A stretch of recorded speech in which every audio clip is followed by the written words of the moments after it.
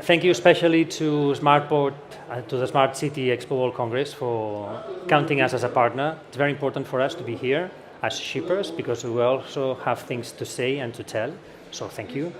Thank you also very much to Barcelona Port for sponsoring this session and also for the great cooperation we had from their team, from Santiago García-Milà, from Emma, from Joan, from Jesus, from Eva, from Roger, from many others that are here. In fact, this is team building, so I'm only the concierge here, yeah? So, opening the session. So, having said this, we've had 2 intense days about Star Trek, yeah? About smart ports, about flying over the clouds. And in fact, this session is the 3rd day, but it's landing down into operations because we thought, come on, after 2 days of dreaming and dreaming and dreaming, let's come down, let's touch down Earth, and let's consider what operations are. Because although we say that all ports are smart and we are going smart and the containers are located and everything, we still have some things to move away. And talking the other day to Eric Carries from Los Angeles Port, he said, yeah, that's the path, but we are still here, located down, touching down into operations. So let's find today where's the break-even point on between smart and between the operational world where we are here now. So this is the session for the main session today, and this is the idea. So thank you again. And I leave you now with Santiago García-Milà, President of the International Association of Ports and Harbors and Deputy General Manager of Port of Barcelona, and also with Denis Choumert, Chairman of the European Shippers Council, Chairman of IAPH, the French Shippers Council, and also Chairman of the Global Shippers Alliance. So shippers and ports here, the floor is yours. Thank you.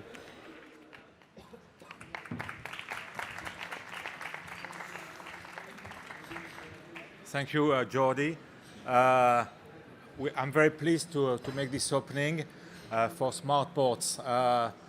In the past or today, we were using smart in our professional life because you were given smart KPIs, and if you couldn't succeed to reach them, you were not given any bonus at the end of the year.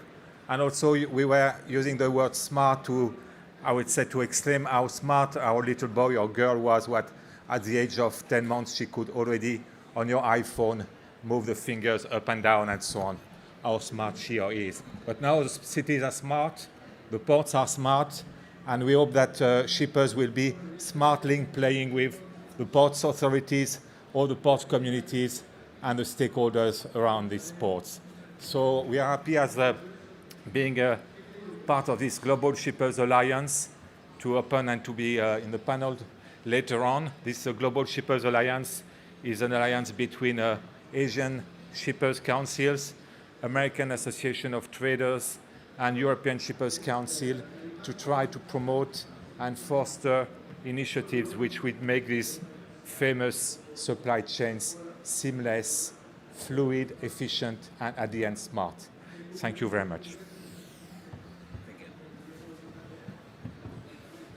Thank you, Denis, for being here with us. And I was watching the program, of course, several times. I've been seeing it. So first of all, good morning, everybody. Thanks for being here and joining us on this very nice day with a lot of great speakers, great panel, a lot of debate.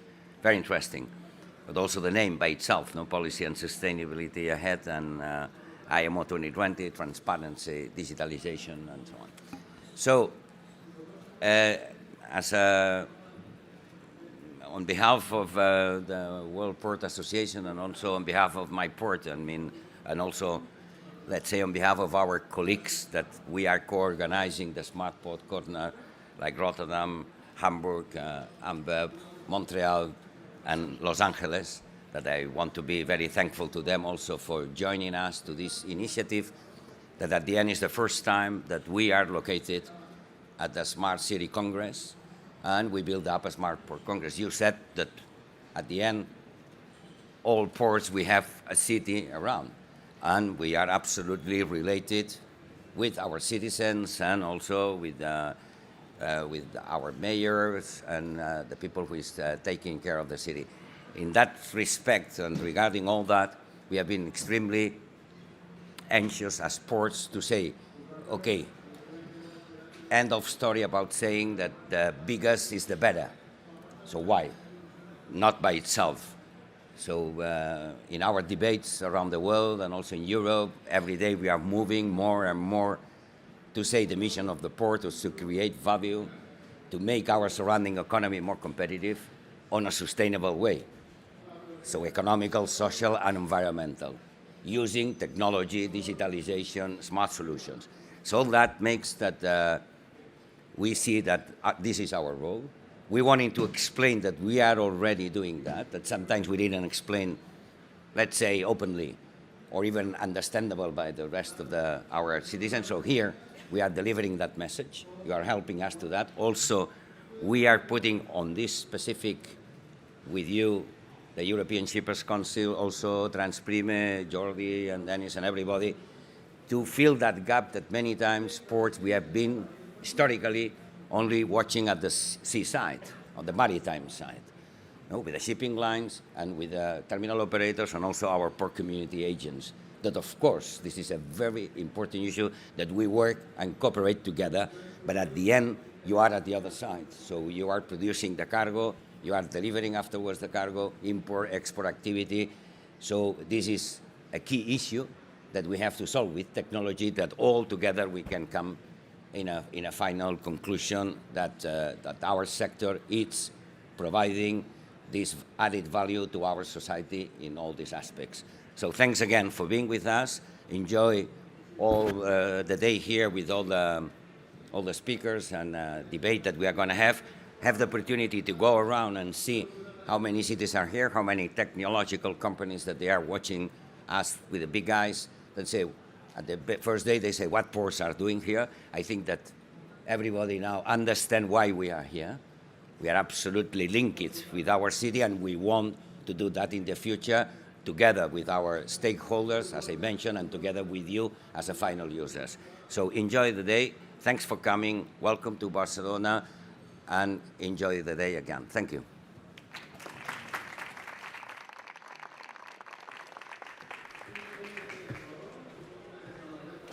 So, thank you. Thank you for the welcoming words from our chairman.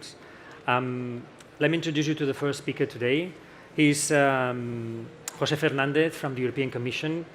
He is a lawyer by training and joined the European Commission in 1998. He's currently policy officer in the Unit Ports and Inland Navigation, a policy area on which he has worked for more than 7 years on his career, and where he's notably in charge of the implementation of the 2017 Ports Services Regulation.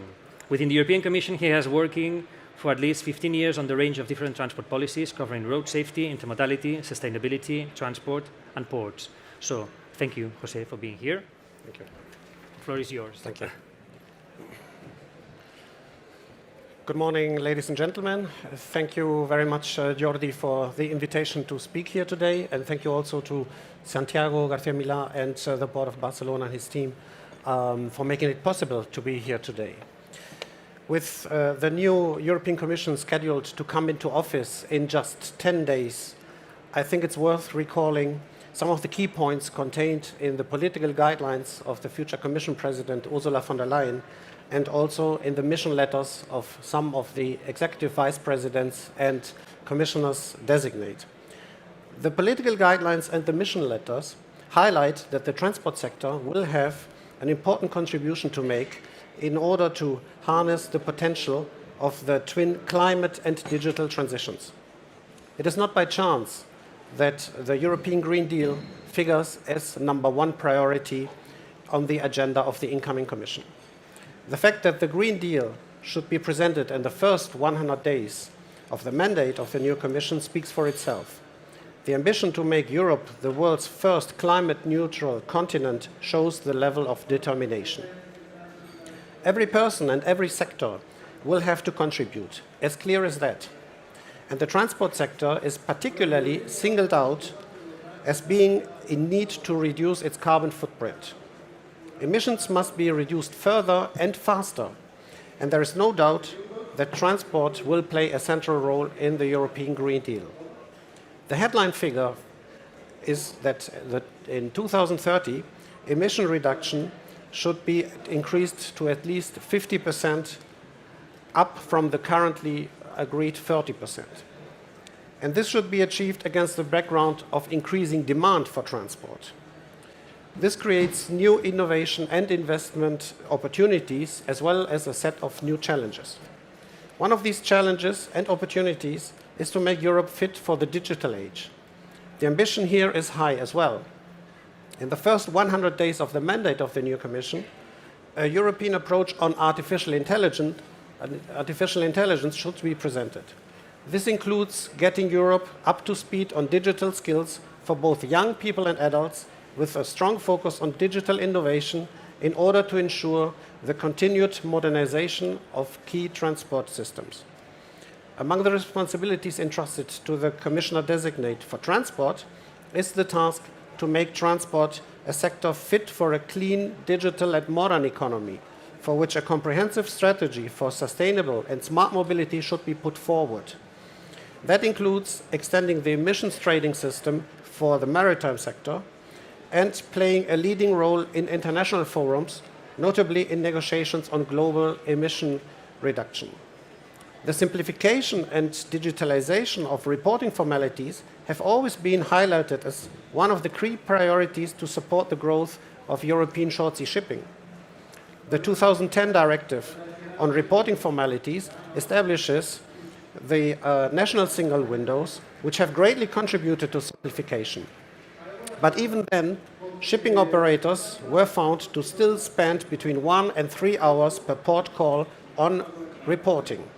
We are very pleased of the adoption this summer of the European Maritime Single Window environment to introduce a higher degree of harmonization in data collection and digital formats, and possibly to reuse data submitted, making it possible to apply the reporting once principle. Other efficiency gains could still be realized. This concerns, for instance, the optimization of port calls, ensuring a smooth and seamless arrival and departure of ships. This could lead to a better information to operators on when berths would be available in order to allow them to adjust their routing or their speed to ensure the most efficient operations and just-in-time arrivals. On the other hand, a system like this should also allow sufficient information flowing to the port authorities and operators so that they can best adjust to the expected levels of traffic and cargo. This means that efficiency and connectivity also need to go beyond the maritime sector and reach out to the overall logistics chain. Maritime is by nature multimodal, and hence the integration of the shipping links into the overall transport network is essential. In this context, the ongoing evaluation and future review of the Trans-European Transport Network regulation is an outstanding opportunity to take stock and to adjust as necessary our EU-wide infrastructure funding policy. You have been invited to express your views in a first public consultation held until mid-July, and you will certainly have the opportunity to share your ideas again in the future. To give you an order of magnitude of the TEN-T policy and its financing arm, the Connecting Europe facility, through CEF, we have invested over 1.7 billion euro in support of ports in the past 5 years. Through our contributions, we have supported total investments in excess of 5.1 billion euro, ranging from classic infrastructure support to alternative fuels and specifically digitalization. Talking about alternative fuels, the Alternative Fuels Infrastructure Directive is also undergoing an evaluation and will be reviewed as needed. I am sure that we'll also get the opportunity to share your views on this. Ladies and gentlemen, port operations may constitute a discontinuity in digitalization or serve as an engine for digital advancement. There is no doubt that we need to embrace digitalization. It is an increasingly important driver for efficiency, simplification, and lowering of costs. It increases the efficiency of our transport systems and logistics chains, as well as the utilization of existing resources and infrastructures.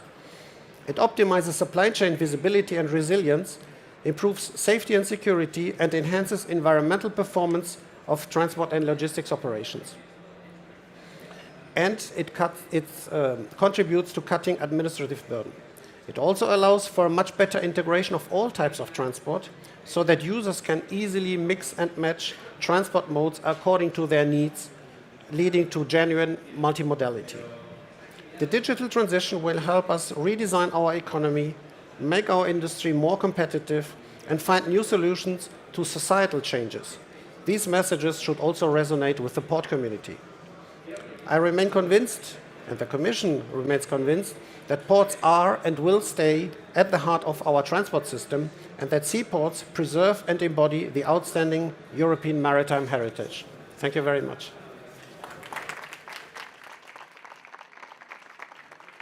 Thank you very much. So, thank you, Jose. Thanks a lot for your words and for enlightening us on what's going to happen in the near future. So, thank you. Now we are going to touch down, landing more into operations. And since this is organized together with Barcelona Port, but from the shipper's perspective, now we're going to touch upon IMO 2020 and from the shipper's vision. Are there any shippers here in the audience, or there are no shippers?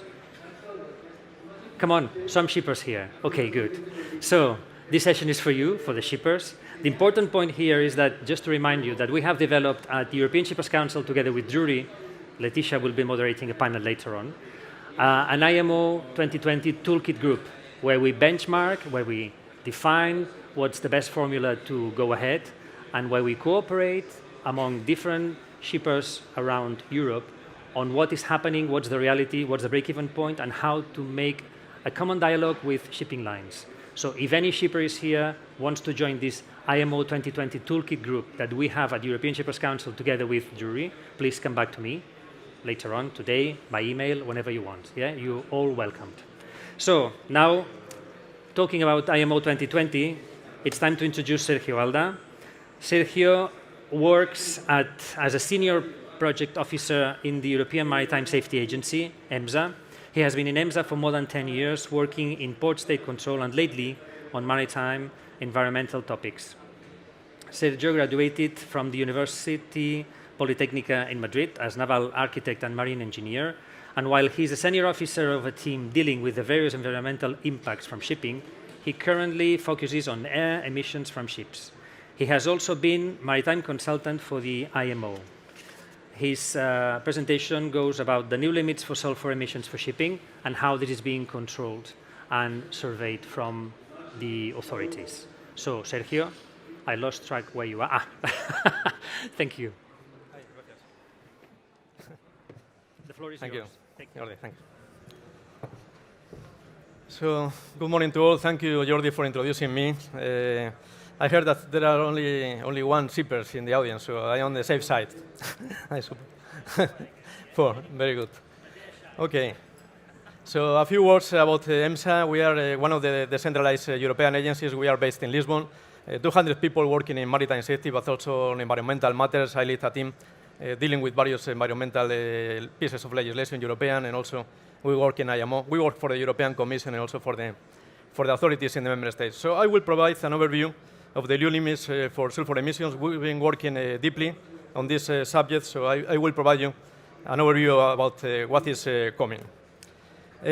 Why do we care about sulfur emissions, air pollution in general? Well, in Europe we have really an issue with air pollution, especially in cities, since we are here in this forum talking about smart cities. And we have around 400,000 premature deaths in Europe, 60,000 coming from shipping. And the problem with shipping is that it contributes to air pollution because the shipping lines pass within the 250 nautical miles from the shoreline, so their pollutants reach the shore. The problem is more acute in the North Sea and in the Baltic Sea. So that is what there was a need to regulate this matter. IMO took the landmark decision in 2016 to regulate the matter and introduce the 0.5% maximum sulfur content, starting from January 1st, 2020. I have to say that we have already in place in the European legislation this measure, so there was no need for the IMO to introduce this measure in European waters because this was already regulated in there. When they discussed about the introduction of this new measure, there were two major concerns. From the one side, there was the concern about the availability of fuels, And now that we are approaching January 2020, it is clearly that from all the indications that we have, that there will be fuel available for this 0.5% maximum sulfur content. And the second element of concern was enforcement, to ensure a level playing field so that there was no abuse from the system. I mean, we've been working with this matter for the SECA areas in the North and the Baltic Sea since 2015, and we had a good level playing field there, 95% compliance rate in these regions. But of course, we are talking now about deep sea regulations.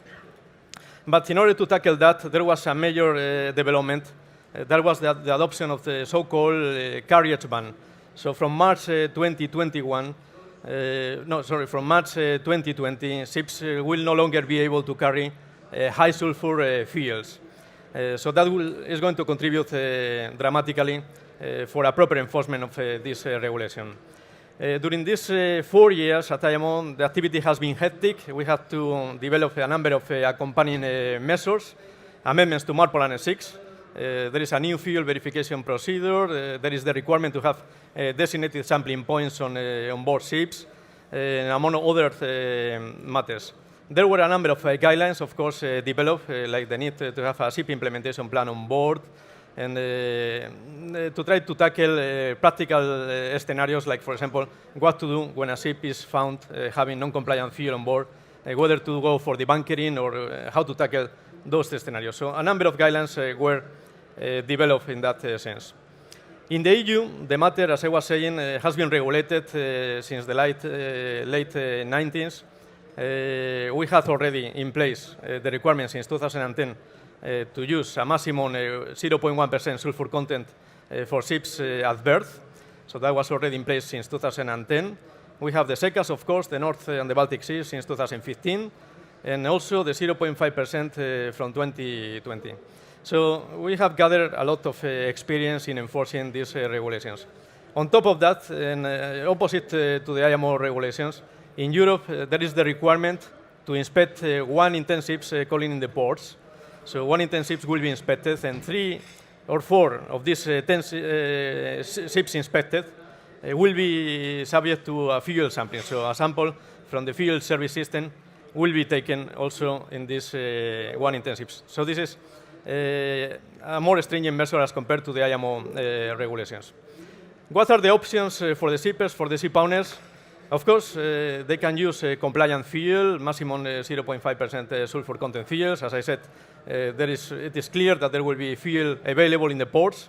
We are going to see a mix of new fuel products. From the one side, the traditional residuals, but with a low sulfur content, but also distillates and new 0.5% designed fuels in the market.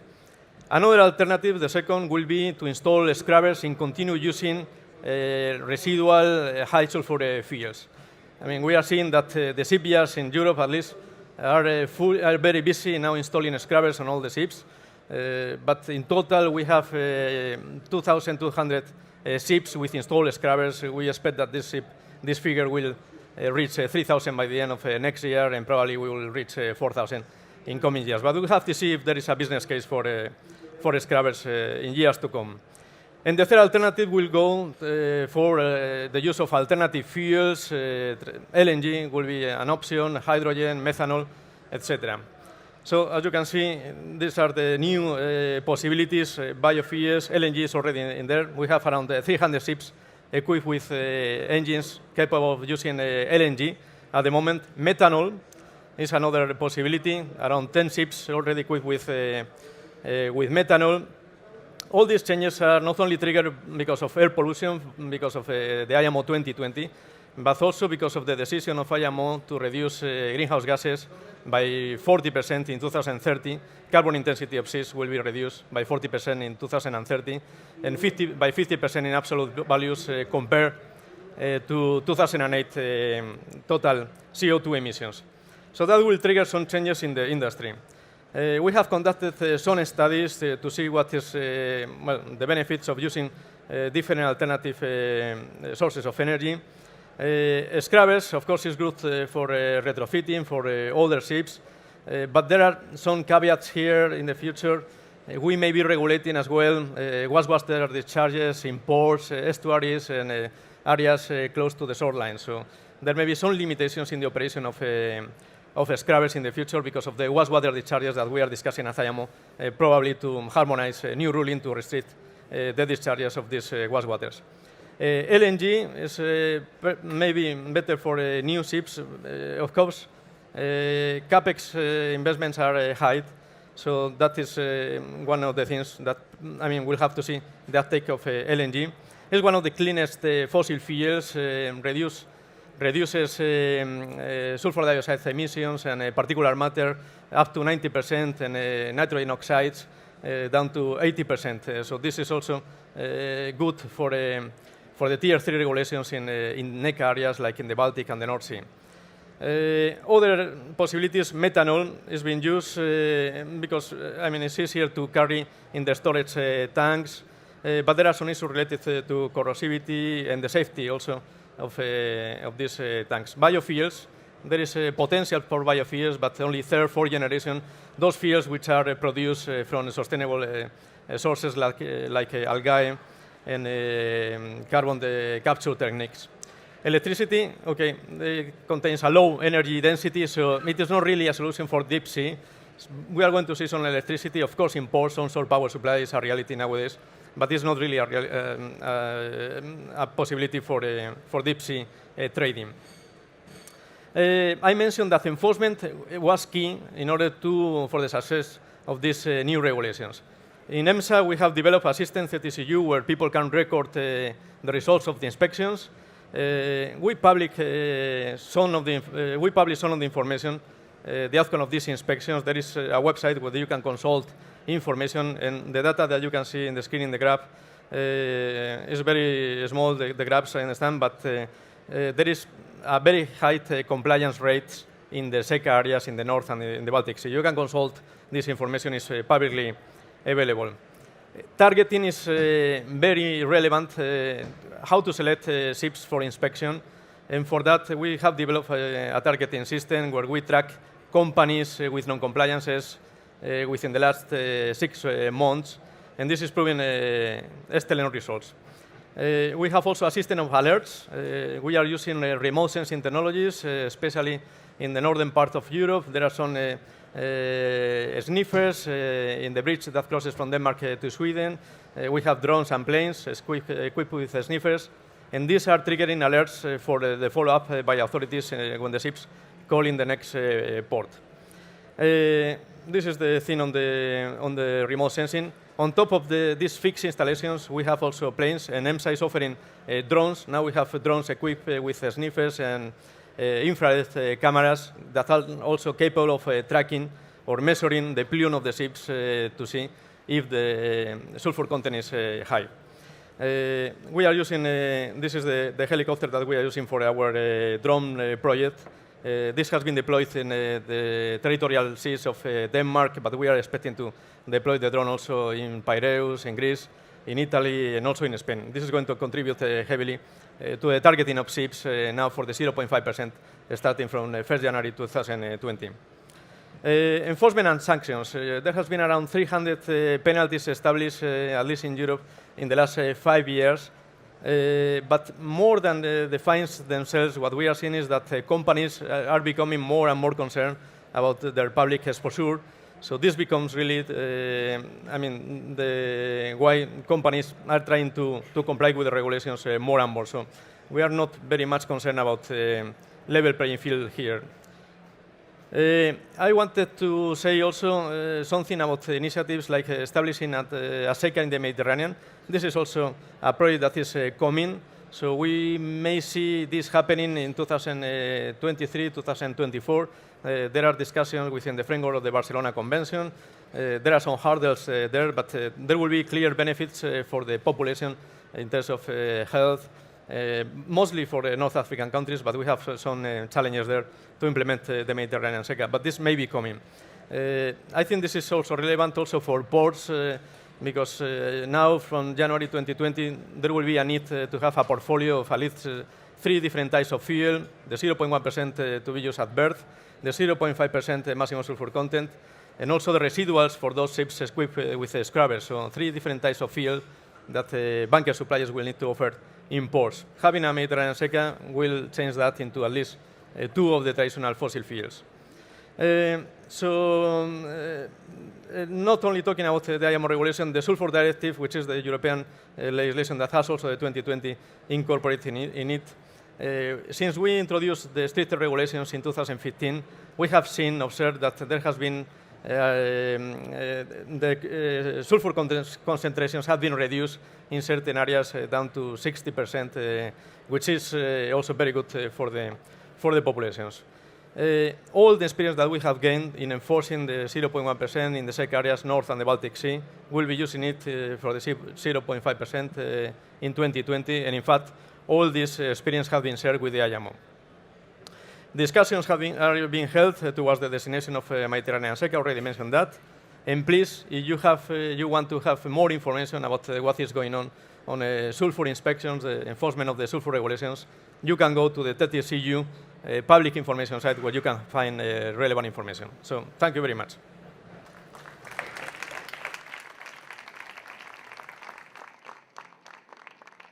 Thanks a lot, yeah? Seguro que sí, seguro que sí. So, thanks a lot, Sergio, for giving us light on the way this is going to be controlled and implemented. We always fear these type of things, but it's important to have at least a picture on how this is going to be done. Now it was the time of having Olaf Merck here, but since we are down into operations, there's been a slight delay with him in the plane. And also, since he's talking about the future and we are still located down to earth into real operations, we move Olaf's presentation until the very end of the session of today, and he will enlighten us on the present and the future trends in maritime shipping. So for the moment, now we have here with us Pyers. He will talk on customer-oriented shipping. Pyers is a corporate, he works in corporate development at Hapag-Lloyd. He's been responsible for developing Hapag-Lloyd's strategy for the last 2 years, and also 5 years at Hapag-Lloyd running major company-wide improvements and programs, latterly strategy. He holds a wide experience on industrial freight companies, since he has also been at Maersk with Damco, at DHL, at Global Solutions, and also at Excel. Prior to that, in British Army, latterly responsible for operations in Bosnia. He's given evidence during a number of cases at war crimes and tribunal in The Hague. So, Pyers, thanks a lot. Your experience will enlighten us today. Thank you. The floor is yours. Yeah, thank you. How do I click? Excellent. Yeah, okay, excellent. Right, can you hear me? Good, yes, it sounds like that's okay. Right, Jordi, thank you very much for the invitation to come and talk to you about the way that we in Hapag-Lloyd think that the future of container shipping should develop. And over the next 20 minutes, I'll just share with you some of our thinking and some of the actions that we're taking in order to try and realize what we believe should be the vision for the future for container shipping. Now, the clicker here is, right, this is my introduction page. The headline is that we believe that container shipping, after 10 years of very turbulent and difficult times, is actually at an inflection point. Things are changing, and we believe that they really do need to change, and the time has come to shift focus as carriers from cost and profitability towards service and quality. Those are easy words to say, much more difficult, how do we actually execute them? Because what lies behind this is a mindset. There is a mindset which is in most carriers, I'd say all carriers today, and in order to become truly focused on service and quality is going to take a mindset shift, and that's not something you do from today to tomorrow. And I'll just share with you some of our thinking and some of the actions that we're taking in order to do this. I think you're all aware that there's been a lot of change in our industry over the last 10 years or so. Growth has been up, it's been down. At the moment, it's looking fairly flat. Geopolitical challenges are coming at us from multiple directions, trade wars, etc. The consolidation wave that we have had in the container shipping industry, we think has basically run its course. There's not much opportunity for further consolidation, certainly not in the near future. Digitization, which you've already mentioned, it's real and it is making big differences. The order book for container ships is at a historical low, and of course we have the environmental concerns and the IMO 2020 rules. And the IMO 2020 rules are only the beginning. There is still a long way to go. This is a journey that's going to take us all the way to 2050 and beyond. A brief word on this consolidation. I think you're all aware of what's been going on. Effectively now, there are 7 large global container lines. 5 years ago, all the talk was about the top 20. It's effectively down to 7 now because of the consolidation that has gone on. And you can see the names here. Then there are, the next tranche is 4 medium-sized players, only 4. And then there are about 200 small local shippers, shipping lines. And those shipping lines have got a pretty tough time ahead of them. Unless they are in a niche which the big carriers are unable to serve well, then they have got a very difficult time ahead of them because they will struggle ever more to compete with the global carriers. Now, in our view, this is probably the most important slide in the container shipping industry at the moment. And what this slide shows is how unit cost, that's the cost dollars per container that we move, has changed, A, over time, and B, as container shipping lines have got bigger. What you see on the left-hand side is unit cost dropping from almost $2,000 per container to today about $1,000 per container. The chart shows the track that Hapag-Lloyd has followed, and along the bottom of the chart you can see the capacity, the volume that the shipping line is able to move. And what you can see is that that cost has come down steeply over a period of about 10 years, and that was all because of the mergers. It was all because of the benefits of merging. When Hapag-Lloyd, not shown on this chart, is Hapag-Lloyd in 2006, before Hapag-Lloyd merged with CP Ships. Hapag-Lloyd's unit cost then was $2,000 per TEU. Hapag-Lloyd's unit cost today is $1,000 per TEU. That's a 50% reduction. That is massive. Now, that reduction has been achieved by, firstly, the merger with CP Ships in 2006, secondly, the merger with CSAV in 2014, and thirdly, the merger with USC in 2017. But what you can see from this chart is that the returns are diminishing. And if you were to draw on this chart, where do Maersk and where does CMA sit, because they're about 2.5, 3 times the size of Hapag-Lloyd, they're also at about $1,000 per TEU. You can actually read the figures, you can do the math. So what that shows is that there's a massive benefit to the carriers of merging for the last 10 years since the financial crisis. But that benefit has now come to an end. And the evidence is there are Maersk and MSC 2.5 times bigger than Hapag-Lloyd, and they have about the same unit cost. There's no further significant benefit from getting bigger. The big carriers, the 7 big, are as big as they need to be competitive. There aren't any more benefits from being much bigger. So what does that mean? What that does is it explains why the carriers have behaved the way they have for the last 10 years or more. I'll put it differently. For the carriers, the benefit from merging and reducing unit cost was that much. the benefit from providing a reliable service was that much.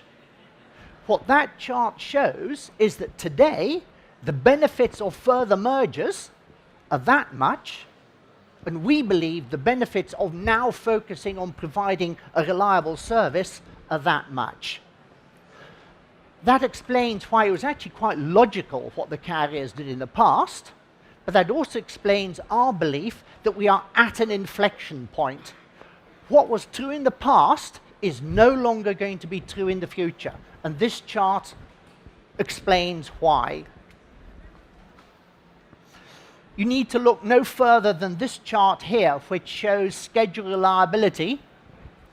It's reported by C-Intel, and you see that schedule reliability at the top for 2016. You then see the next one down is 2017, and you see the next one down is 2018. That is the consequence of a single-minded focus by carriers on reducing cost at all, if you pardon the pun, costs.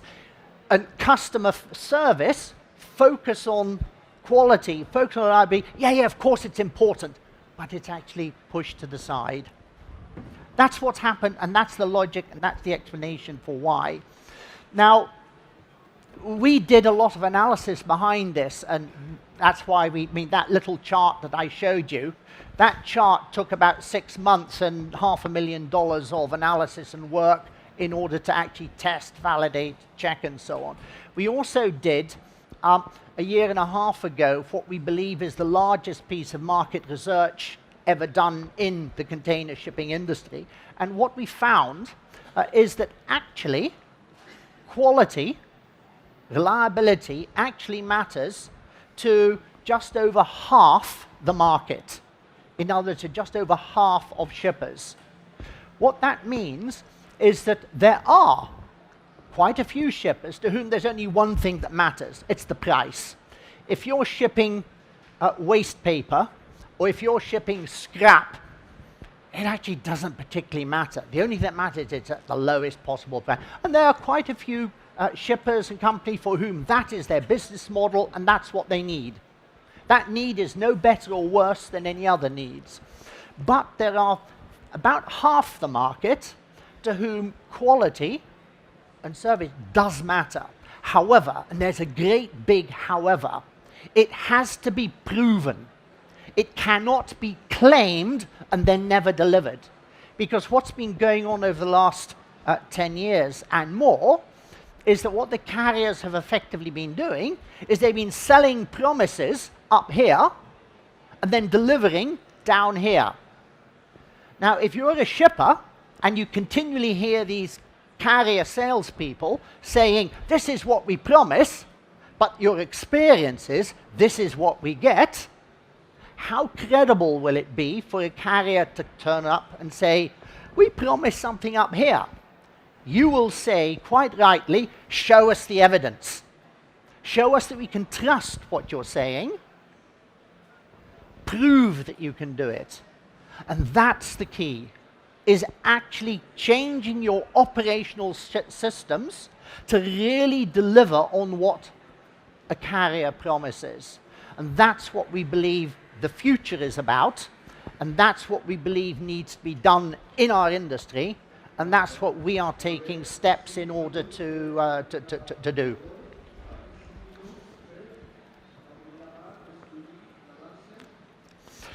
Customer needs.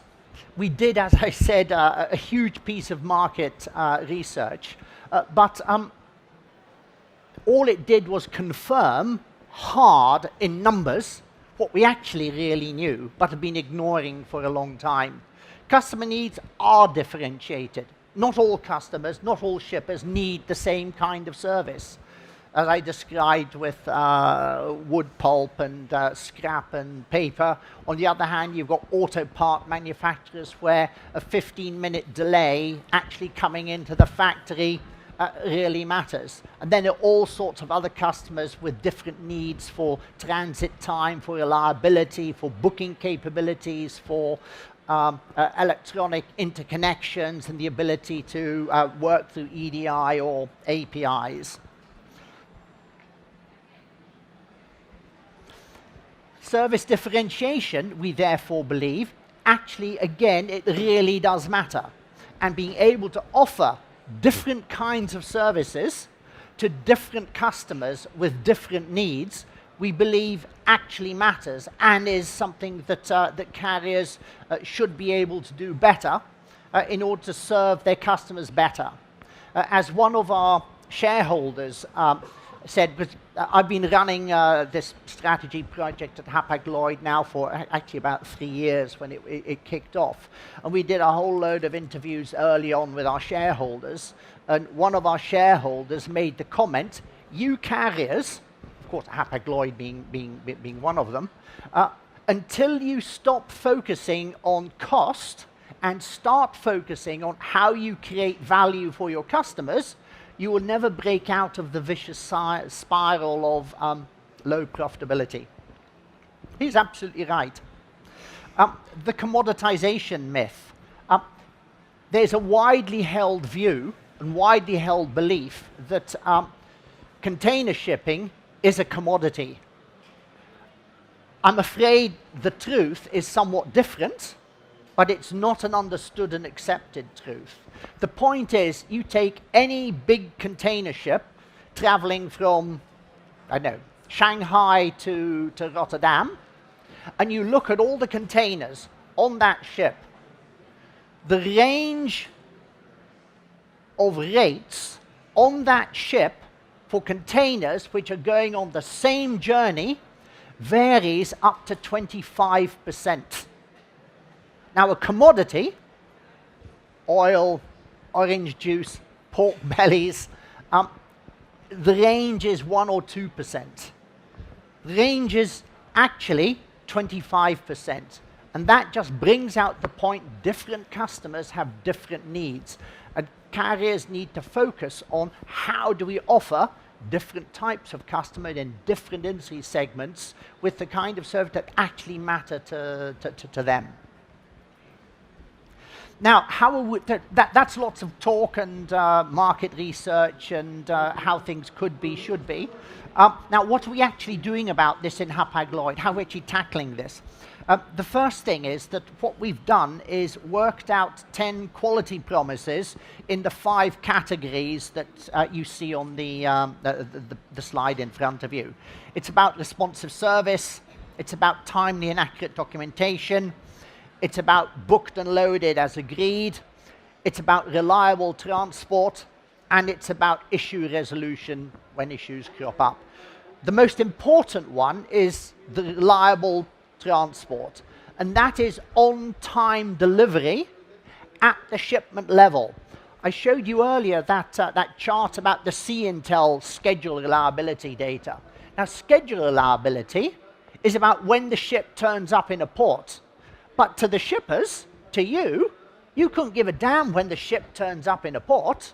What matters to you is when your container, which you gave to a to a carrier there, is delivered there. The fact that there's a bit in the sea is kind of, so what? What matters to you is the on-time delivery at the shipment level. Take a ship which comes into Long Beach in California. Those are big ships, 20,000 TEU, and almost the whole lot has to be unloaded in in Long Beach.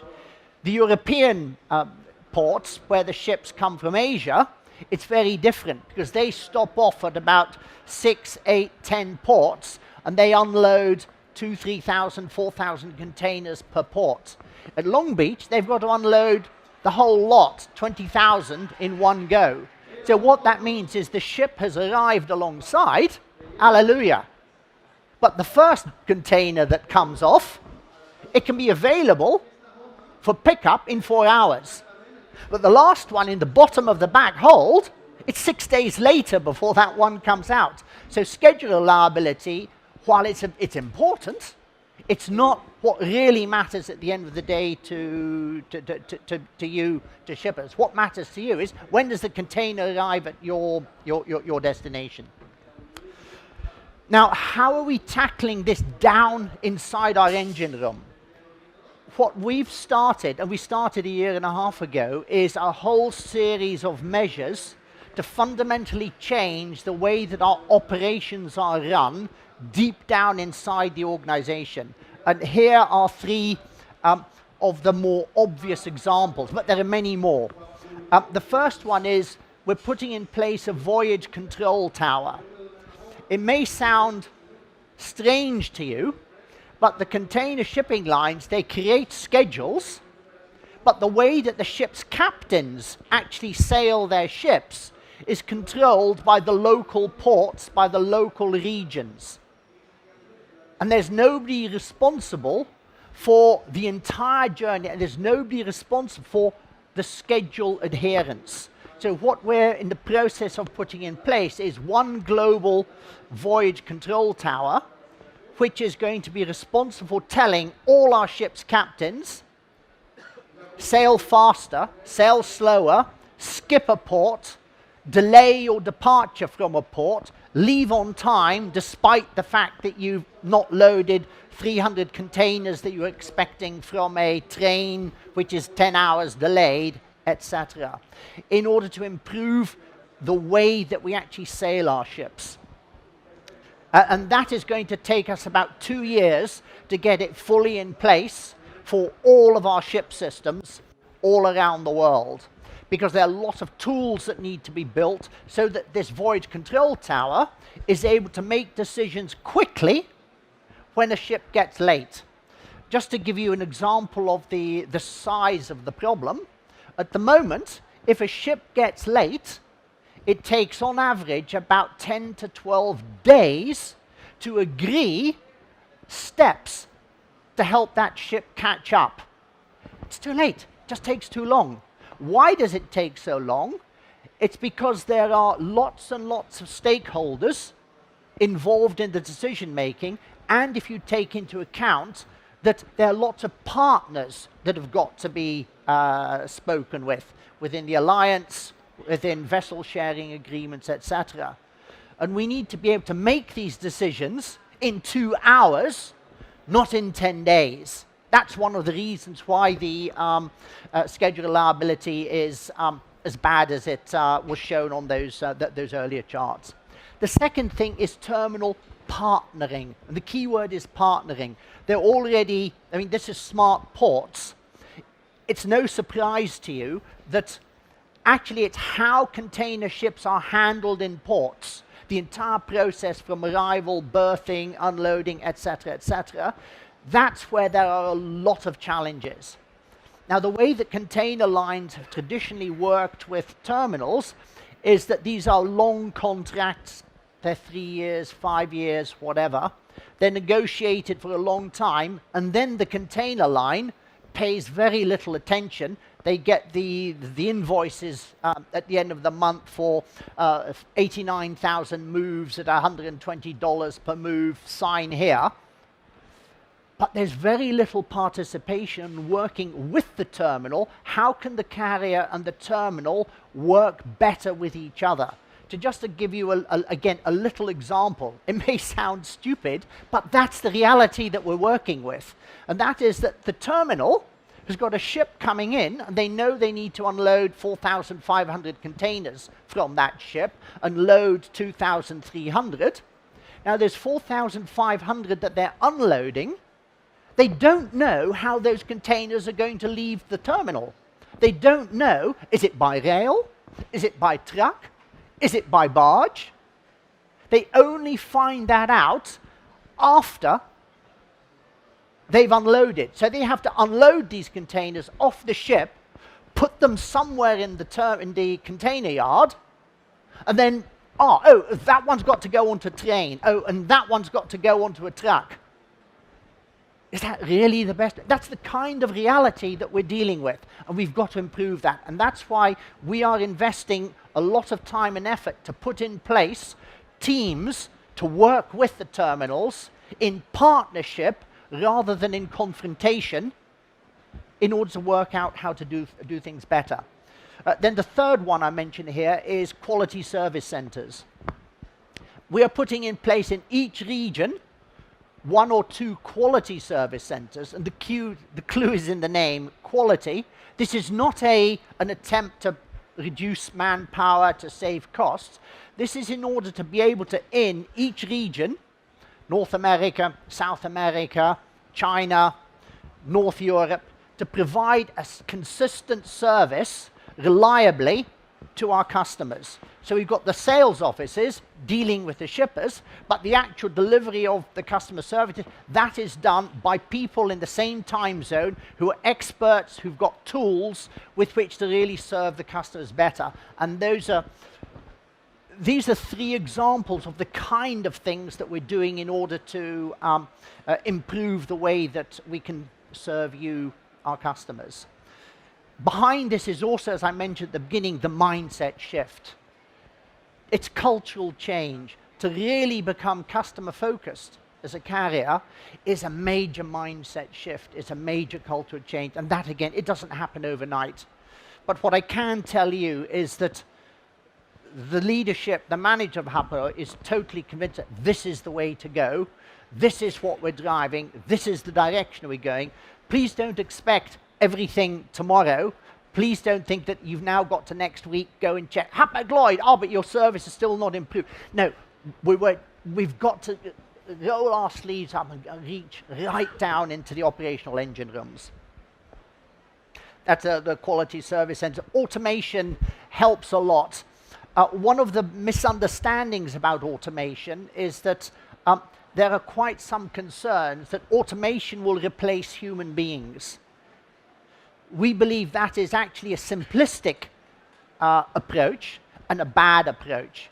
What we are trying to do is to remove the boring, low value added jobs and automate those in order to release the human beings to, instead of producing data and managing data, to spend more time looking at data and making better decisions. That's what we believe automation is actually about, and that's how we're approaching it and tackling it. Digitization is introducing many opportunities, many possibilities. I can talk afterwards about the many things that we're doing, but it literally, it affects just about every single part of the way that we operate. Our example of this is our Quick Quotes tool, which is an online booking and quotation tool. And you see here a chart which shows how it has grown from when we implemented it. We started it in the beginning of January 2018, and how it's grown to today. Today, 10% of every container that we ship is booked online with this platform. 10%. Now, if we had said 3 years ago to our management, in 3 years' time, 10% of your volume will be booked online, they'd have been rolling around the floor laughing at me. But that's what's happened. And why has it happened? Well, A, because we've done a fairly decent job of producing a tool, a platform that actually works pretty easily. But the main thing, it creates value for customers. This is all small customers, particularly small freight forwarders, and the ability to 24/7 just, and literally with a mobile phone, never mind a laptop, ask for a quotation, get it, and place a booking, bang, bang, bang, in 2 minutes, 24/7, to small freight forwarders, to small BCOs. That is really useful. And that's why we find it works, and that's why it seems to be having the uptake that it has. And just to be clear, we don't think it's going to take to the end. It's not going to grow much further, but this is a useful thing. I hope that was an interesting oversight of what we're up to. Here are key takeaways. And I think I'm out of time, and I'll be sure I'll be on the panel in a moment and be able to take questions later. Thank you.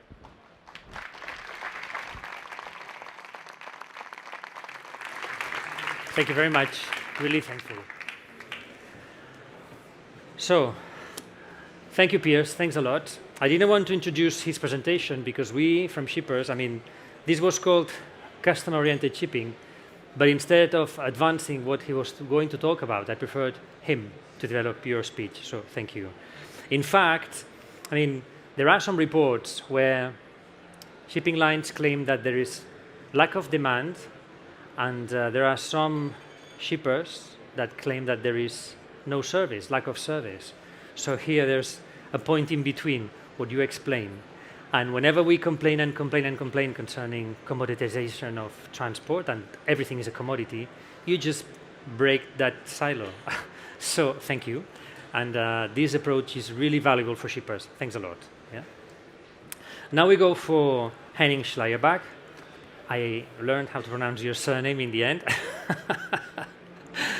He's representing Digital Container Shipping Association.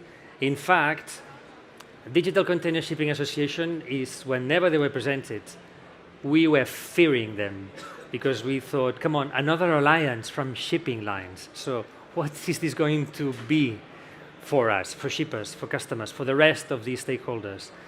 Once discussing with them, they said that they want to cooperate a lot with us, with shippers, and with the rest of stakeholders. And in fact, this is what Henning is going to explain here today. So Henning is the Chief Operating Officer for Digital Container Shipping Association since July 2019. Henning holds a degree in physics from the University of Berlin. Digital Container Shipping Association, DCSA, is a neutral and non-profit association supported by 9 of the largest carriers: A.P. Moller Maersk, CMA CGM, Hapag-Lloyd, MSC, One Evergreen, HMMM, Yangming, and ZIM. So the first picture was fearing. You will explain now why we should not fear. Prior to joining DCSA, Henning has spent more than 20 years at Hapag-Lloyd, leading various international projects and strategic initiatives. More recently, Henning held the position as Senior Director for Customer Relationship Management at Hapag-Lloyd. So, Henning, the floor is yours. Thanks a lot. Jordi, many thanks. Let me see how that works here. Okay, yeah, Jordi, many thanks for, where is he gone? Okay, for having me here today. And yeah, you heard about my history with Hapag. So I left Hapag after 20 years. That was a long time, but I would say I have also put together quite some thinking about what Pyers just described in the area of customer service. And this is probably also the link to the title of the talk that we have today. So it says new common standards for container shipping, and the emphasis should not be so much on the new, it's rather on the common.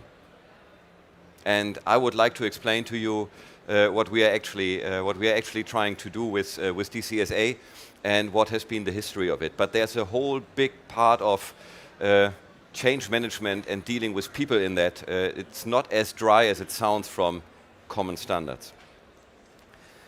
History of the DCSA. It all started with a large workshop called Future of Shipping Summit in April 2018, where 4 of our founding members joined in Singapore for a workshop to identify, is there room for collaboration, especially in the field of enabling digitization through system interoperability. Because if you look at the history, we learned from Pyers, it was all about gaining size, and there is a strong competition, of course, in global liner shipping.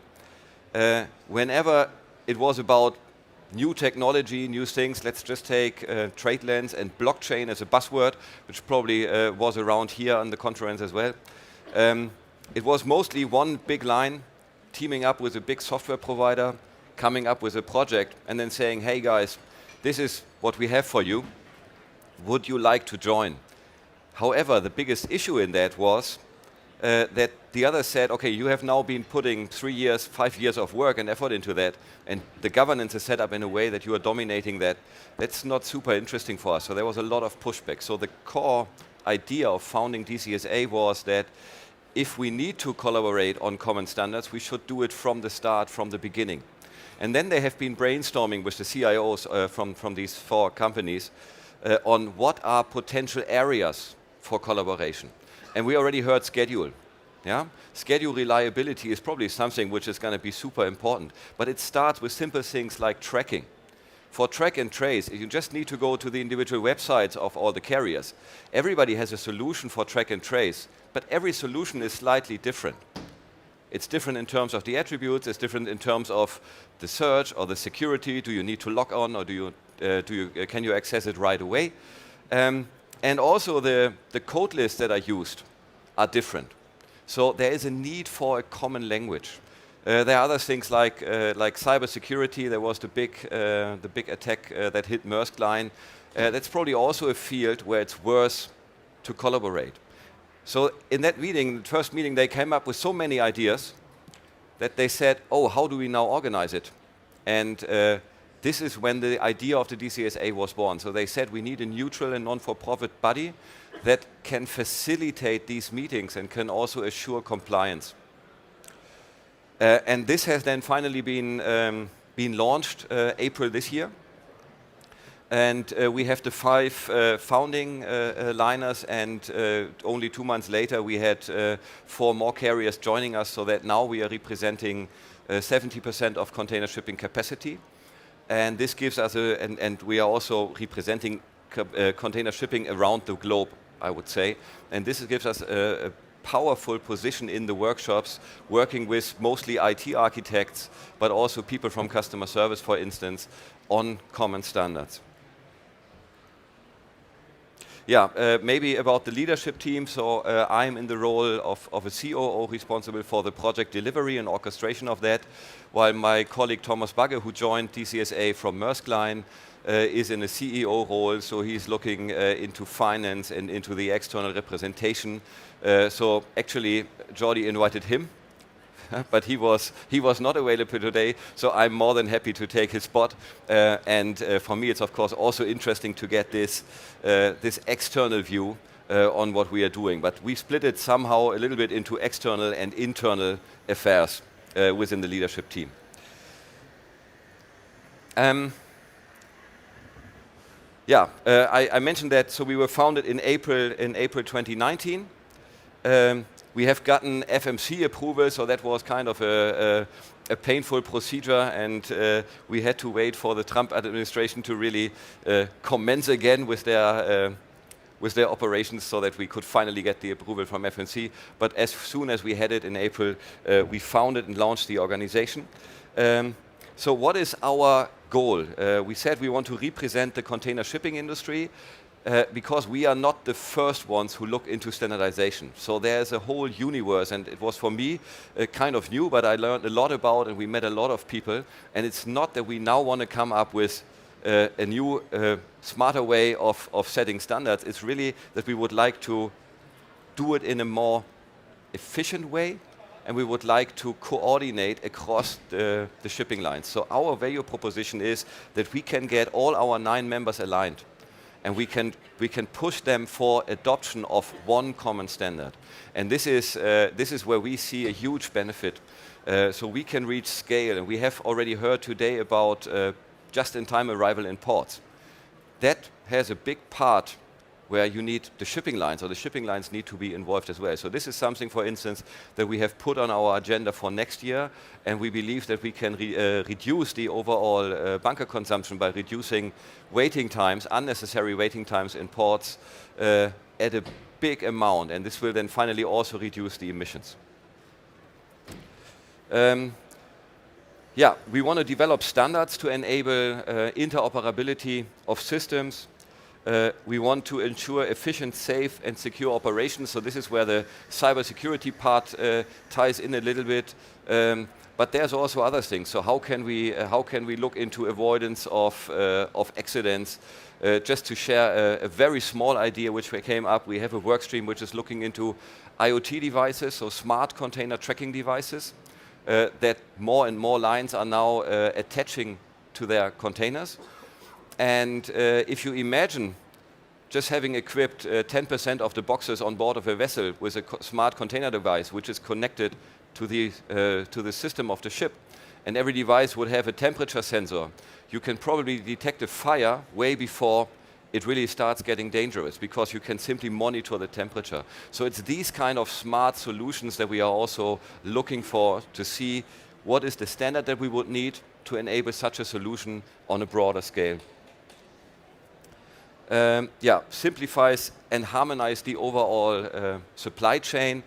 this is exactly what I mentioned. So we have solutions for everything, but they are more or less isolated. They are not exactly the same. And a famous figure that came up in DCSA is if we just look at EDI connections, Maersk Line, for instance, claimed to have more than 18,000 different EDI connections. So you can make the math on your own. They probably need a team of 15 or 20 people just to maintain them, because you will have to update these connections at least every 5th year. So there's quite some effort involved in that, and we believe if we move more to common standards, to EDI, to API definitions, we can ease that a lot, and we can utilize technologies which are commonly used in other areas, like in commerce, also in shipping.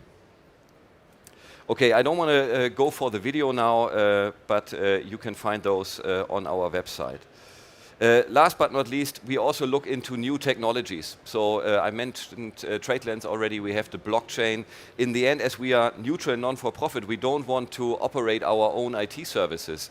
However, we have an interest from the shipping lines, but also from the shipper side, to have a healthy competition of digital providers in the area. So that means we don't want a dominant blockchain platform.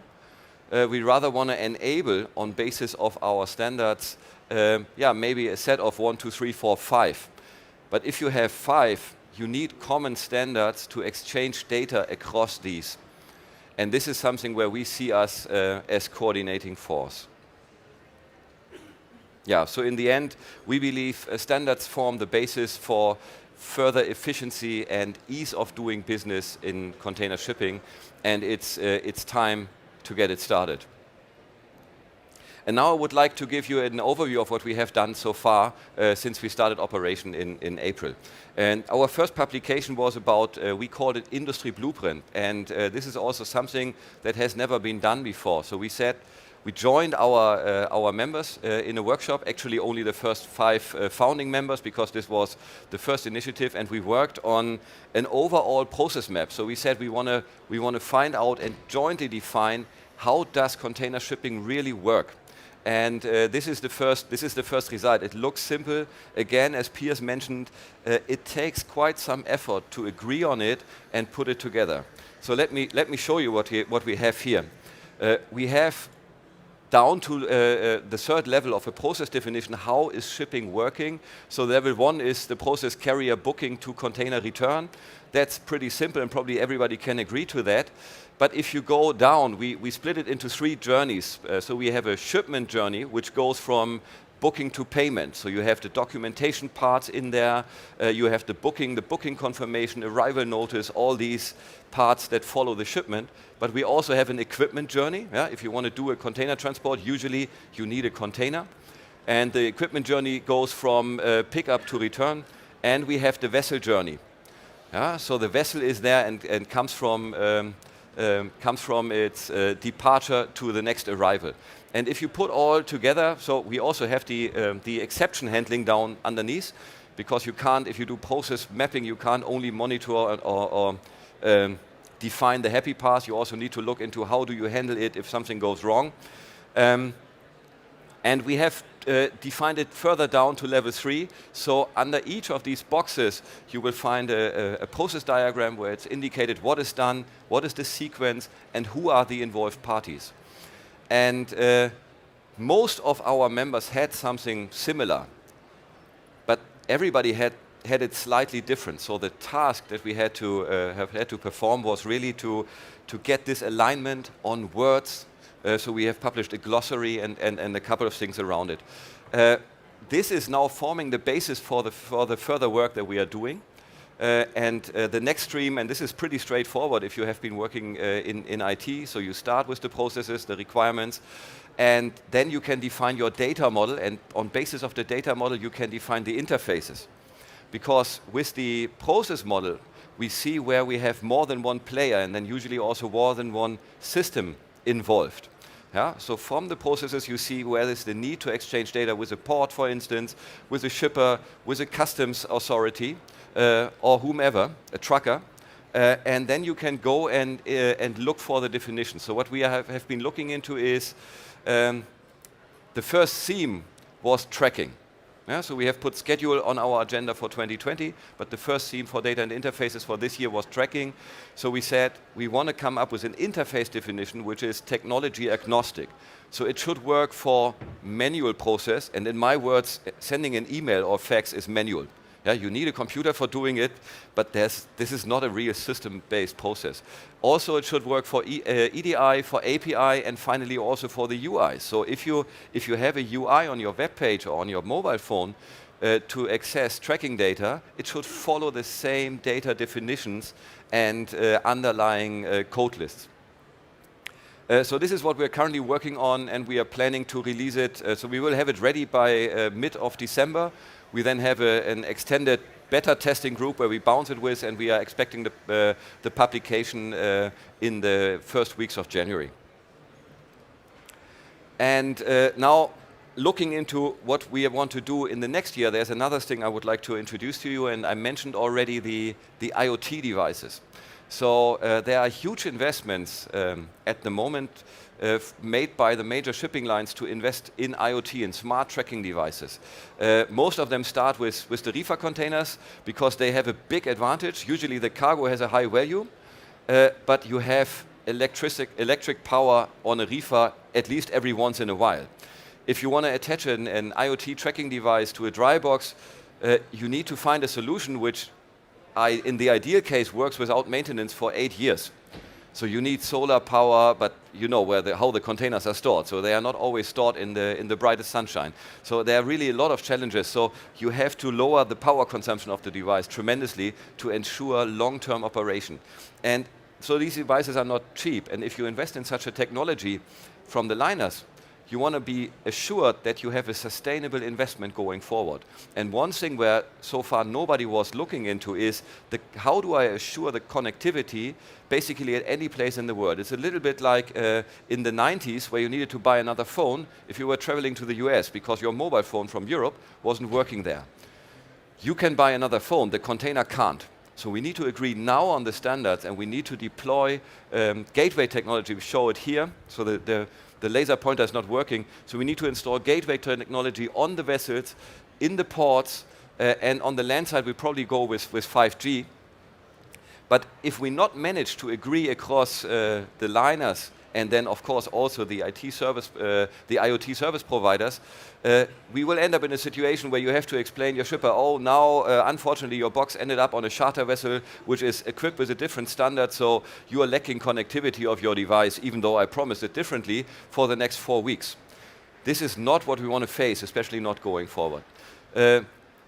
So first part is this. Second part of the IoT track goes into data and interface definition. So we started with tracking, but rather the classical tracking. So do I have the gate in empty at the terminal? Has my box been loaded? Has it been discharged? Has the vessel arrived? Classical events that everybody should be familiar with. But with the smart devices, you will see there's a shock event all of a sudden, or you have a door opening. Yeah, or you have an event generated by crossing a geofence. So these kind of things you can generate. This will be added to the data and interface definitions of our tracking universe. And last but not least, we also want to look into the security part and at least give a recommendation. I have 2 slides, but actually looking into the time, we probably need to go through them rather quickly. So this is how we define our scope. We said, for the connectivity, we have the short range and the medium and long range, where we really believe from DCSA we should take the role to go and agree on and publish a standard, which is then, of course, adopted by our members. So it will become more or less a de facto standard for the industry. So this is what we would try to achieve. If we look into data and interface standards or topics for the devices, we rather come up with a recommendation or certain elements are out of scope.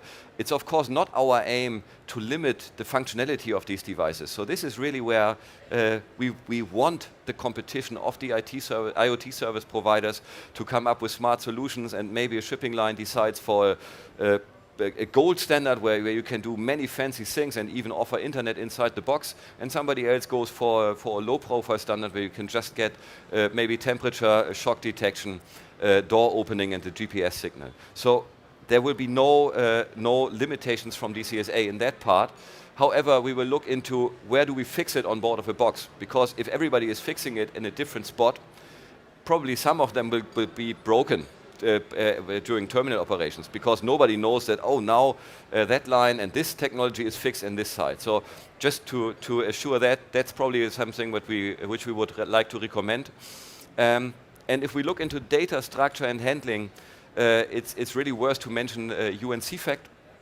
There's a working group working exactly on that topic, and we are in close alignment with them, and we would like to join forces and also throw in our resources to give this, to develop the solutions there at a high pace.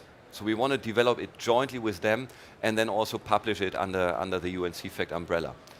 But in the end, that standard should give security to the lines, and in the end then also bring in the solutions faster for the shippers, and in the end also at a lower price.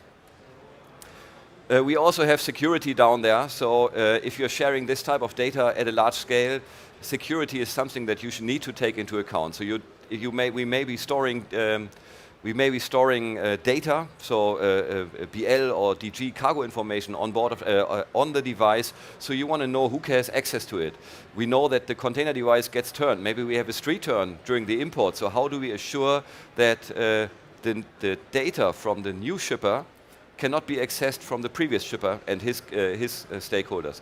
So there are a couple of things where we think we should look into and come up with a recommendation. Okay, I have a couple of deep dive slides. Let's see what we can still mention within the last 5 minutes.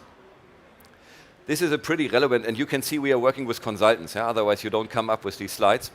But I like it. Yeah? So this is a slide which probably took 2 days to produce it. It is showing a little bit how all these work streams that I was presenting to you are interlinked with each other. So we have the process here with the 3 levels. We go down to the interfaces that you can see them. You can identify the interface needs in the process. And from here we come up with our API definitions, the use cases and the API definitions, and we have the data model down there. And our IoT comes from the other side and ties into that.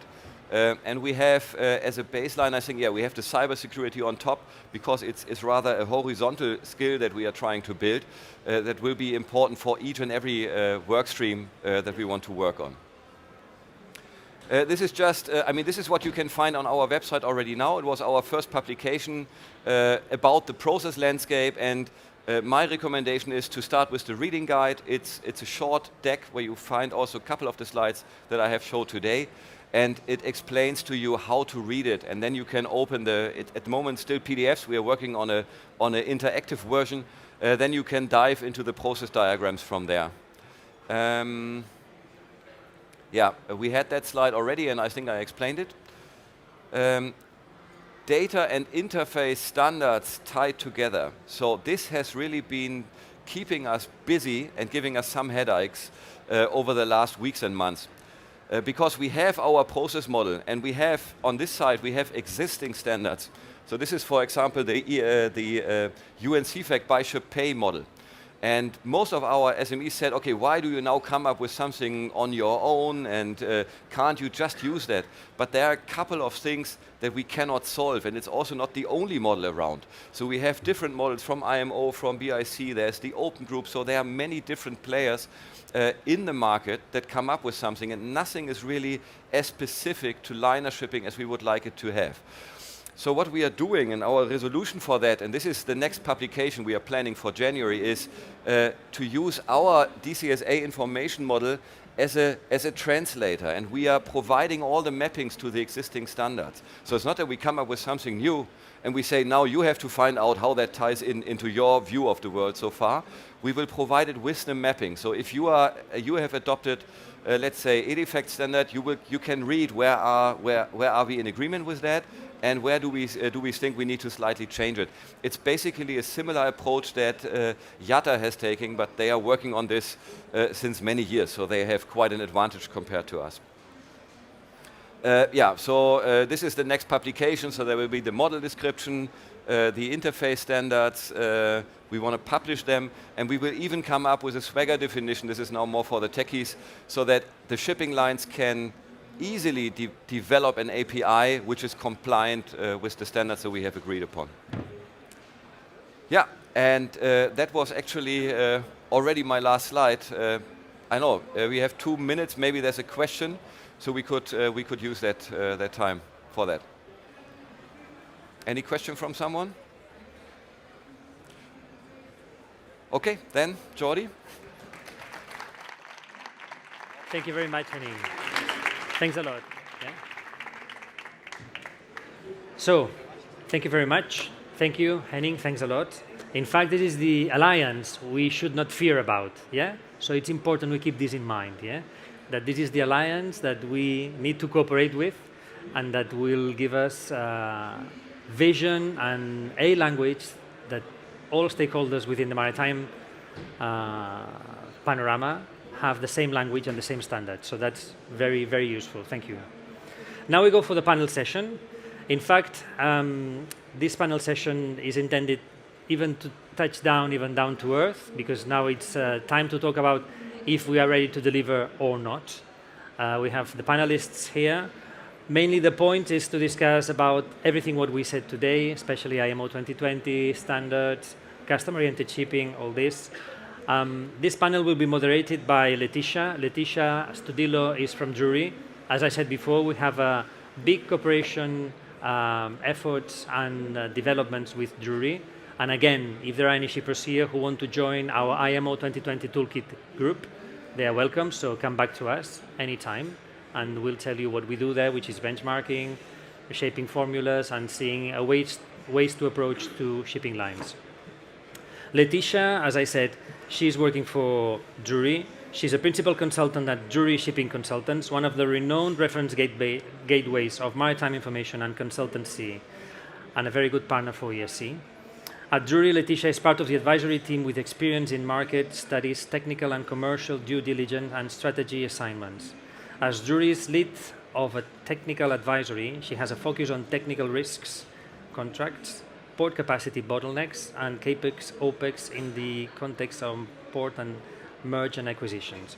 She's in the port sector consultant and chartered engineer with 14 years of industry experience. So, Leticia, the floor is yours, and also the panelists as well, if you can come up to the session. Leticia, Denis Choumert, please, Pyers Tucker, Nicolette van der Jacht, Henning Schleierbach again, and Hans Rook, please, if you can take a seat. So, the floor is yours, Leticia, and for the panelists. Me puedo quedar ahí. Sí, sí, claro.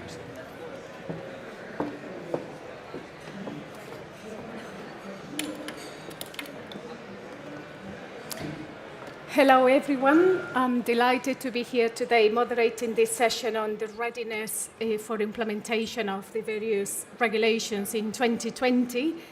We have a great panel today with key industry players that will offer their different perspectives.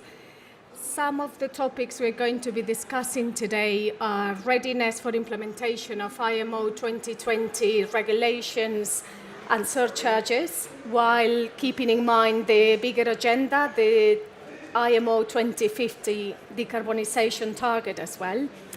We will also cover new business models, the expanding scope of the logistic players, and we will touch on, of course, digitization and potential for the logistic chains, etc. So let me introduce the panelists first. Denis Choumert, Chairman of the European Shippers Council.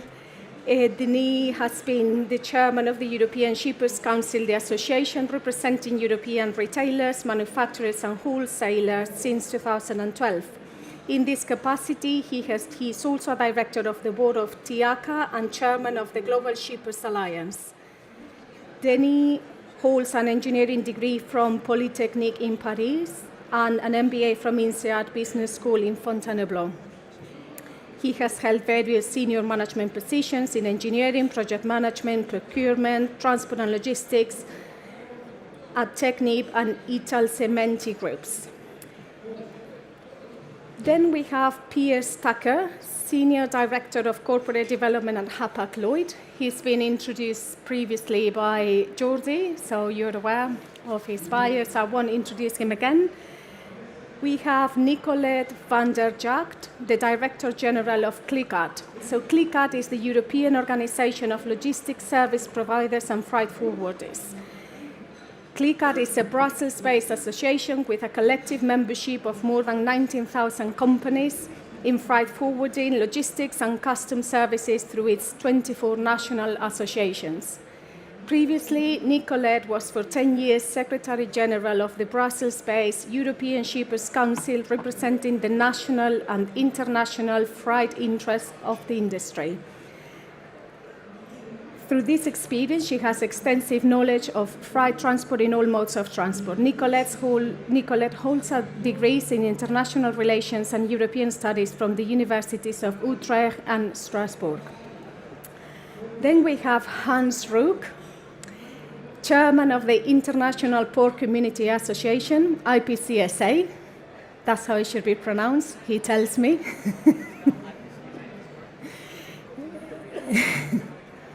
Yeah, you can. Hans Ruck has worked in the transport and logistics sea trade sector for almost 49 years. He started his career at a shipping agency and was later appointed to set up the ICT function in the company. He's also one of the gurus on EDI standardization. He joined UN working groups to establish UN CFAT, EDIFACT messages for the global sea trade industry. Having been General Manager ICT within the shipping agency, Hans was asked to join the Rotterdam group of experts for the setup of the port community system in the port of Rotterdam. His knowledge and expertise of community systems, IT and port logistics built up over a 50-year career is unrivaled. He has a focus on the development of new services to support the simplification of trade.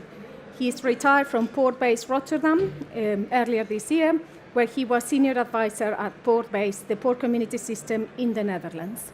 Then we have Henning Sluyerbach, Chief Operating Officer at Digital Container Shipping Association. He's been introduced by Jordi, so I'll skip the introduction. So that was the introduction, and now the first block of this session, I think I'm going to ask everyone the same question. So are we ready for IMO 2020? So Pyers, what did you say? Can you hear me? Yes. From everything that we have done at Hapag-Lloyd, we believe that we, Hapag-Lloyd and the container shipping lines, are going to be ready. We also believe that there will be the fuel that's required available. Now, is it going to be smooth for the first quarter? No, it will not. There will certainly be bumps, and there are certainly challenges that will need to be overcome. But we have to get going. We believe that this is a very good thing to be doing. It's a very necessary thing for our planet, and therefore it's worth all the effort that we need to get to. But it will take until the end of 2020 before it starts going smoothly. I can talk a lot later about many of the details that lie behind it, but broadly speaking, are we ready? Yes. Is it going to be smooth? No, but we've got to do this. Thank you, Pyers. So I'll ask the same question to Denis. What do you think? Are we ready for 1st of January 2020? Well, we are ready because we have been informed so much in advance with so many news that we have to be ready. We have to be ready to go through this transition, which will be a kind of rock and roll transition. So the shippers, we want to be fully ready. They have been accepting agreements on the transition period, which probably very comfortable contingency margins from the ship owners in order to be sure that the prices they get are more or less stabilized for the next 3 to 6 months. Those who don't want to be fully ready, they will be expecting either through spot market rates or through that contract with clauses of trigger clauses when the price of fuel, for instance, escapes the tunnel of which has been defined in the contract. they will have to have adjustments in the contract price, or they will have to follow the spot markets, and they might have surprises, good surprises or bad surprises. So yes, we are ready. We are ready, just like the astronauts are ready when they are embarking Apollo 1, Apollo 2 rocket and Saturn. Okay, thank you. So I'm going to ask the question now to Nicolette. Do you think we're ready for 2020? Yes, I think that, well, the forwarders, they will always find a solution. Whether it's easy or not, I think forwarders are not your asset owners, so they need to adopt their contract. I think there will be more price volatility, which they need to accommodate to. So, as such, I think that it's up to the industry to... we've been coping with the question, are you ready, on many other issues. Our members have been dealing with Brexit over the last 2 years. And they're ready, but there was a deadline, but it's always flexible. I think this deadline is a bit more stable, and so there's a bit more predictability. Mm-hmm. But in terms of developments on rates and that sort of things, that remains, of course, a bit more unpredictable. But yeah, I think the ships will sail, the containers will be loaded. It's just a question of how the contracts will be, how this will be dealt with in the commercial negotiations. Thank you.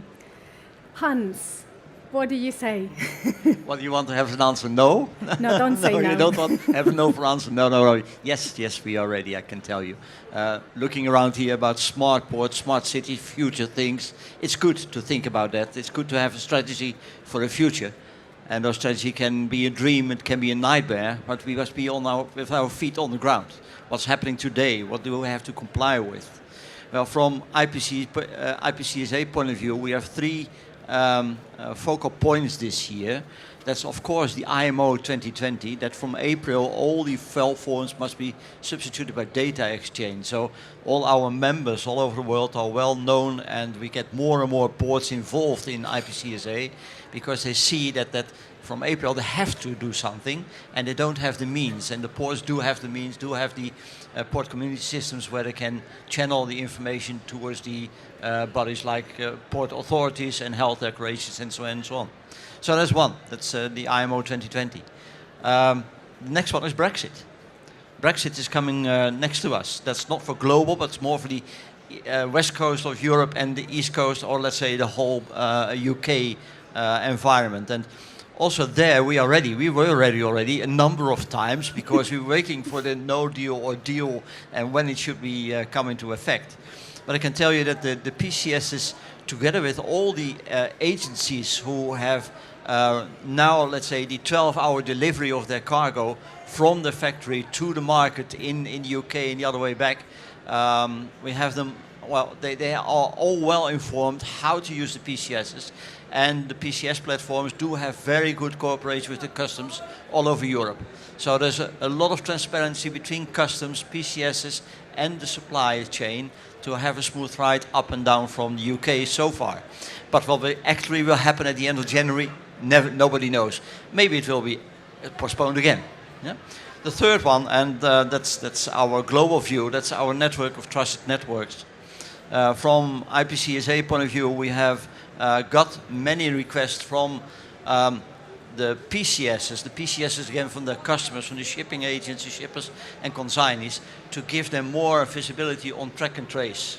Track and trace of the vessel voyage, track and trace on the cargo, not only when it is discharged or loaded in a certain port, but also on the moment that it is booked and it is on the yard at the other side for export to, let's say, Europe or the other way around. And we are working on that together with a number of bodies, and we have defined standardized API. So it's like Sound of Music together with Henning to look more into DCSA and IPCSA cooperation to find out ways to use those standard APIs. One of the APIs is, I won't say under development, we have it developed, but there's also together with Alibaba and Lodging and IPCSA, especially of course for the e-commerce, because Alibaba wants to deliver 72 hours globally within a couple of years. They made a gap analysis of those data elements and those event processing which were missing. and they brought it into ISO. So ISO is now defining together with us and Logic and Alibaba the standards for that, and we will incorporate the standards in those APIs for those worldwide trends. And that's not for the future, that's next year. Thank you.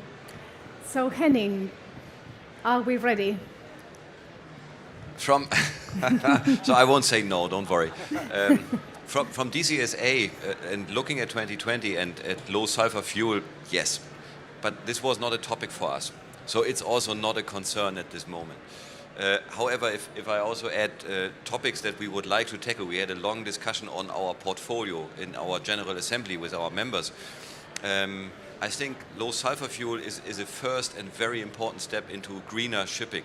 But there's a lot more we can do. There's a lot more about making shipping paperless. And it will never happen 100%, but we can probably halve the amount of paper being produced multiple times. And this is something we would like to get involved with, or with the just-in-time arrival in ports. There's still a huge more in terms of carbon footprint reduction for shipping that can be done, and this is something where we would also like to get engaged. And maybe a small example that we had yesterday is, if we look at standards and carbon emissions, maybe we should come up with one standard how to define and measure the carbon emissions across all shipping lines. That would already be a step forward. And these small steps is probably what we're going to be looking for. Thank you. So I have a question for Denis. So what do shippers need in order to have a smooth start for 2020? Well, the key word is visibility, and the key word is visibility on all aspects of the contracts we sign with the carriers or with the freight forwarders. Visibility on rates, visibility on what might be happening, visibility on rates are adjusted according to disruptions in the market, which disruption and so on. Visibility not only on track and trace, but on the future of track and trace, which is estimated time of arrival of ships in the ports when we are working under a merchant haulage agreement, or in ships door-to-door when we are in shipments door-to-door when we are working on a carrier's haulage agreement. So visibility is a key word for us in all aspects. Visibility on IMO 2020, we don't have any. We hear a lot of rumors about availability of fuel, availability of scrubbers-equipped ships, availability of, I would say, equipment in the ships which have been tested with the new fuels and so on, availability of ships itself, with the Chinese New Year, with the tariff, with the war tariff war, which might have some impact on the trade at the end of the year, in order to, I would say, preempt any problem in the first quarter. So this availability is not here today, and that's why we are very much afraid of what might happen.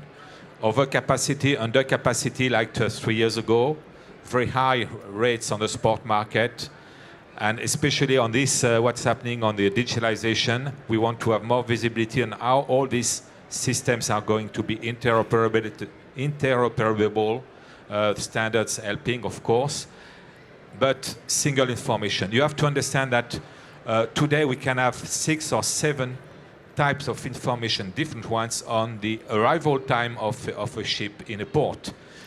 If you want to equip a driver on the road on a journey from east of France to Bristol with information systems, apps, in order to help him go through the customs, go through the ports, be informed of this, be informed of that, he will need probably 9 to 10 apps on his phone. So he will have to go through these 9 and 10 apps and key in data sometimes twice or 3 times in order to go through. This is not acceptable in the long run. A lot of companies today pay a lot to have these apps, to have this information on estimated time of arrival. We go through a lot of digital freight forwarders or freight forwarders with different services, or the carriers and so on. That's too much. The big shippers can pay for that, the small shippers cannot. So they have to undergo the system. Yeah. Pyers, would you like to add to that on implementation issues? There are, can you hear me? Yes. There are a range of implementation issues with the new low sulfur fuel. The first one is, will the fuel be available? What are the different types? And this is for the fuel manufacturers. There are basically two ways, well actually three ways, to manufacture 0.5% sulfur fuel. The first is to start with sweet crude, which is low sulfur crude, refine it, and you get, without any additional effort, low sulfur fuel, 0.5%. However, there's only a limited amount of sweet crude.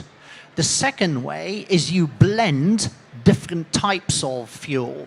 You blend some 3.5% sulfur fuel with 0.1% sulfur fuel. The problem there is that in the blending, different types of aromatic and paraffinic fuels don't mix very well.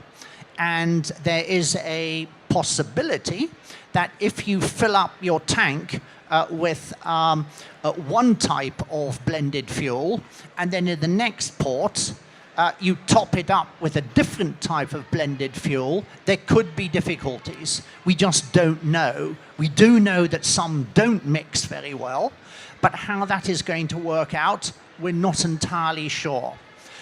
What this means is that when ships refuel, they're going to have to be much more careful than they were in the past.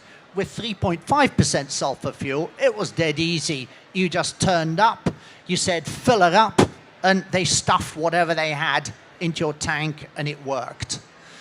Now, with this new blended fuel, certainly in the first year, ships are going to have to be very careful with which fuel they fill up and in which port they fill up. They will need to plan in which port they fill up with how much fuel. But that's something that, yes, it's a task, but we can do it. We can work it out. The second thing is the whole point of cost, visibility, contracting. You mentioned it a bit, and Nicolette, you also touched on this. If I describe the situation at Hapag-Lloyd, about 70% of our cargo is carried on medium-term and long-term contracts. And those contracts have all had marine fuel recovery practice built into them in order to, in a transparent way, just pay for the fuel, whatever the cost was. If it goes up, it goes up. If it goes down, it goes down. And we have been to considerable efforts to make it clear and transparent how that works. The challenge is not there because for the medium and long-term contract, basically shippers have accepted this is good for the planet, this is something we need to do, and yes, there have been negotiations, but it's been accepted. And I think the other carriers have had similar experience. The challenge is with the short-term contracts, which is about 30% of our business. Now, because short-term contracts do not have fuel factors built into them, it's a straight price, and that straight price is going to have to go up in time for the additional fuel cost. And how that is going to work out, we're starting to see now. We're coming to the beginning of December, and it's basically the next 3-4 months are going to be critical in seeing how does that actually work out. Because lying behind this is the costs. There are figures which are out in the public saying that shipping as a whole, not just container shipping, but all types of shipping, the additional cost of moving from 3.5% sulfur fuel to 0.5% sulfur fuel will be $60 billion. That's a lot of money. However, if we take a step back and look at the value of global trade that is moved using that fuel, it is multiple trillions of dollars. To turn that into tangible numbers, the additional cost of 0.5% sulfur fuel is only going to add a few cents to the cost of a t-shirt. So in the overall scheme of things, it's actually not a lot of money. But purely from a shipping line or a freight forwarder or the logistics department of a shipper, those are big numbers and they need to be managed. What we all need to work on is making sure that these costs are passed through to the end user. In other words, the buyer of the T-shirt. Very easy for me to say. How to handle a big shock in the market when there's suddenly a pricing adjustment and how it's going to work out, we're going to have to see. Now, if I take another look at it from another angle, it's a historic fact that the shipping line's ability to recover rising fuel costs or to hand back when fuel costs go down has historically not been very good. And we all know the situation with hundreds of different bunker fuel adjustment factors and some absolutely crazy situations which have built up over tens of years. But because this one is such a big thing and there's such big numbers involved, an awful lot of effort has been put into how to handle this by the carriers, by the shippers, by logistics companies, by the authorities, by the port authorities. So while it's a big thing and there's a lot of uncertainty still, it's our view that there is a lot of goodwill and good intent out there. And of course, there are going to be quite a number of bumps along the road, but that we are actually going to get there. And yes, there will be some tears in some place, there will be some smiles in others, but hey, that's life. And this is a good thing we have to do, so we've just got to get through it and get it done. Thank you. So moving on to a different topic that we were going to cover on the new strategies developed by liners and terminals, that we start asking ourselves, whom is the customer of whom? So we see logistic players, so Maersk and CMA CGM, Maersk in particular offering to be a supply chain integrator and expanding their roles in the supply chain. So I'd like to ask Nicolette, what's your view on that? What's the role of the forwarders in this new trend, in these new strategies of widening scope? Thank you for the question. I mean, there are a lot of challenges, and my thinking was still with Pyers on all the emission issues. Let me also respond maybe to that, because and maybe also in line with this whole debate about sustainability, because of course freight forwarders. We represent basically the National Association of Freight Forwarders in Europe. So our members are both SMEs. It's the medium-sized freight forwarders, and you know, there are a lot, you mentioned the 19,000, but that also includes the bigger ones, the Kuehne+Nagels, the DHLs, the Panalpinas, etc. And I think everybody's sort of embracing now the idea that sustainability and that decarbonization is really key. Only last week we had our annual event where we had Kuehne+Nagel speaking about their strategy for 2030 and 2020, which is basically to completely decarbonize their chain, to have zero emission by 2030. That is basically tomorrow, if you look at it. So that willingness is there. I think also from there, I think there has to be some willingness that the idea that transport will become more expensive for everybody, and in particular for the end user, there's going to be an effect on them.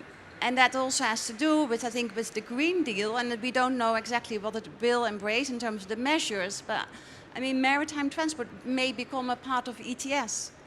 At the same time, we deal with aviation, with other modes of transport, so bringing in all those modes of transport within an ETS system or another system for bringing in carbon pricing. And that is going to be, I think, a very difficult discussion which we are going to have, not only in January next year, but this is going to move on in the next couple of years, which is, I think, no doubt. I think there's a willingness to bring. But the important thing is there is transparency, and as Claycut, but also the DEC is part of this initiatives like Global Logistic Emission Council, where there is a need and the understanding on where and what systems, what program do you use for your supply chain in measuring the emissions. Because so far there have been so many different programs that measuring one supply chain with another one, you can come out with a total different figure. So the importance of that sort of systems, like the CLEC as 2.0 program, aligns all these programs that they all use the same system. So that brings then that you can compare sort of apples with pears, that you come out with the same way of measuring your supply chain, your emissions. I think that from a freight forwarder perspective, but I think also from a shipper perspective and from a carrier's perspective, extremely important in standardizing that. But now I come to your real question in terms of contractual relations and the challenges. I think indeed that there are challenges for forwarders in terms of because carriers, and maybe not so much in Hapag-Lloyd, but many of the big carriers are entering the field of freight forwarders. They no longer offer port-to-port services, but they offer the door-to-door services. And they, by doing so, have more data. Forwarders, of course, they already have that data. Because they have everything. They know the supply chain door-to-door if they handle it. The challenge there is to do something more with that data that they have, in particular for the smaller ones that do not have the systems yet in place. They have the customs data, they have the hinterland data, they have basically everything. The bigger ones, the DHLs, they have their own systems. But I think that there is a need for them to, digitalize themselves more. Also, I think well, I very much appreciated your presentation, Mr. Tucker. This is something, I mean, the customer service and the need for visibility. I mean, we've been calling for that for 20 years. From my experience, not one carrier stood up and sort of embraced that willingness. And that, I mean, in the past, there have been so many invitations to the carriers, to the shipping lines, to work on KPIs, or key performance indicators. So far, there's always been a need to work together, to work on that performance indicators. And it's a pity that Olaf Merck is not there yet. I mean, he may arrive, maybe not. Because ITF started this program to work on KPIs. There is, again, a long way to go. It's not there from today to tomorrow, but we are already starting to identify those KPIs which are important from a customer perspective, in our case, of course, a forwarder perspective. And I think, well, reliability will agree, but exactly what we need to know, what is the most important. I think from our perspective, the advanced notice of arrival, that is a very important KPI, that you can start planning ahead of the container line arriving in a port in order to make that domino effect, because you need faster, because for now, container congestion is there in the terminals, and okay, let me stop here. I think we can further debate that. Yeah, please. May I make a few comments as well about your question? And I'm speaking, of course, from a Hapag-Lloyd perspective. And that is that this idea that a carrier could start providing one-stop shop end-to-end solutions is actually not new. Carriers have, for many years, owned freight forwarders, owned some freight forwarders. And we would argue there is no evidence that any of them were a real success. There's no evidence, if you just look at carrier-owned freight forwarders, only APL Logistics was actually a commercial success and something that really worked with customers. All the others didn't work. Now, why would that be? Why could that be? Well, the first reason is that one of the biggest value propositions that freight forwarders have to customers is choice of which carrier to use. Now, if a freight forwarder is owned by a carrier, how credible is that offer that they will genuinely provide choice rather than try and secretly feed cargo to their own carrier? Question. The second point, we believe, is that the business model of a carrier and of a freight forwarder are at extreme opposite ends of the spectrum. A carrier is an asset play. You have billions of dollars of very expensive metal that you hope doesn't hit any rocks, catch fire, or sink. And you have a huge responsibility to all your shareholders to manage all those billions of dollars very carefully and conscientiously. It's about sweating the assets. Priority 1, sweat the asset. Priority 2, sweat the asset. Priority 3, sweat the asset. Whereas a freight forwarder is a capability play. It's a people play. For a freight forwarder, 65% of their costs are people, are employees. For a carrier, 4 to 5% of their costs are people. With a freight forwarder, it's all about capabilities and people and knowledge and understanding, the things, Nicolette, you were describing. And management who have been brought up and bred and know how to sweat assets, you can't sweat people in the same way that you sweat assets. So we believe carriers are just not good owners of freight forwarders. And that's why we believe that instead what we should be doing is focusing on the thing that we should really know how to do well, which is the port-to-port piece, and which is all the customer service and quality and reliability aspect that I was talking about earlier and that you mentioned. And that's why our belief is that's what a carrier should focus on. And actually we should leave the value adds of all our partners in warehousing, in trucking, in railways, in terminals, leave those to the experts who actually really know how to do that, and instead focus on working out how to work in true partnership with those in order to achieve the most important objective of all, which is to serve the customer, the shipper. Thank you for that. Please go ahead if you want to add something. I didn't hear well your questions, but I can answer on two of them, which is CO2 emissions, I think, and freight forwarding versus carriers. The question to Nicola was on the change of business models. Yes, okay. Change of business models. So what we are looking at today, watching today, is that there's a new business which is called digital freight forwarding. And digital freight forwarding, either for benchmarking or for booking or for contracting or for tracking and tracing, is a new business which is offered because today the connectivity of the systems, the standardization of data, the analysis of this data is not performed well by the actors with a legacy like the carriers and freight forwarders. So how long will it take before the legacy players like carriers, freight forwarders, or road carriers, hauliers will have the ability to collect or offer almost free of charge data with some analytics? We don't know. But today we have to go through these digital freight forwarders to have these services.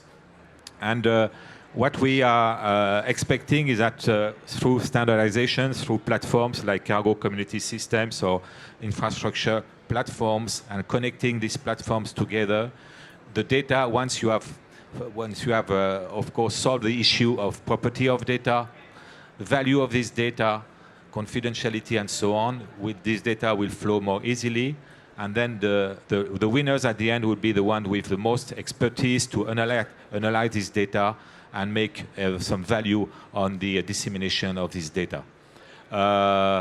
As for the disruption with the coming CO2 emissions reduction, we expect a very large, of course, disruption, but we like to be able to influence the debate with arguments that only regulation type of measures, only market-based type of mechanisms, only technology-based disruption will not be enough. We will need all of them, and we especially need I would say, a step-by-step integration of these different mechanisms, measures, regulations.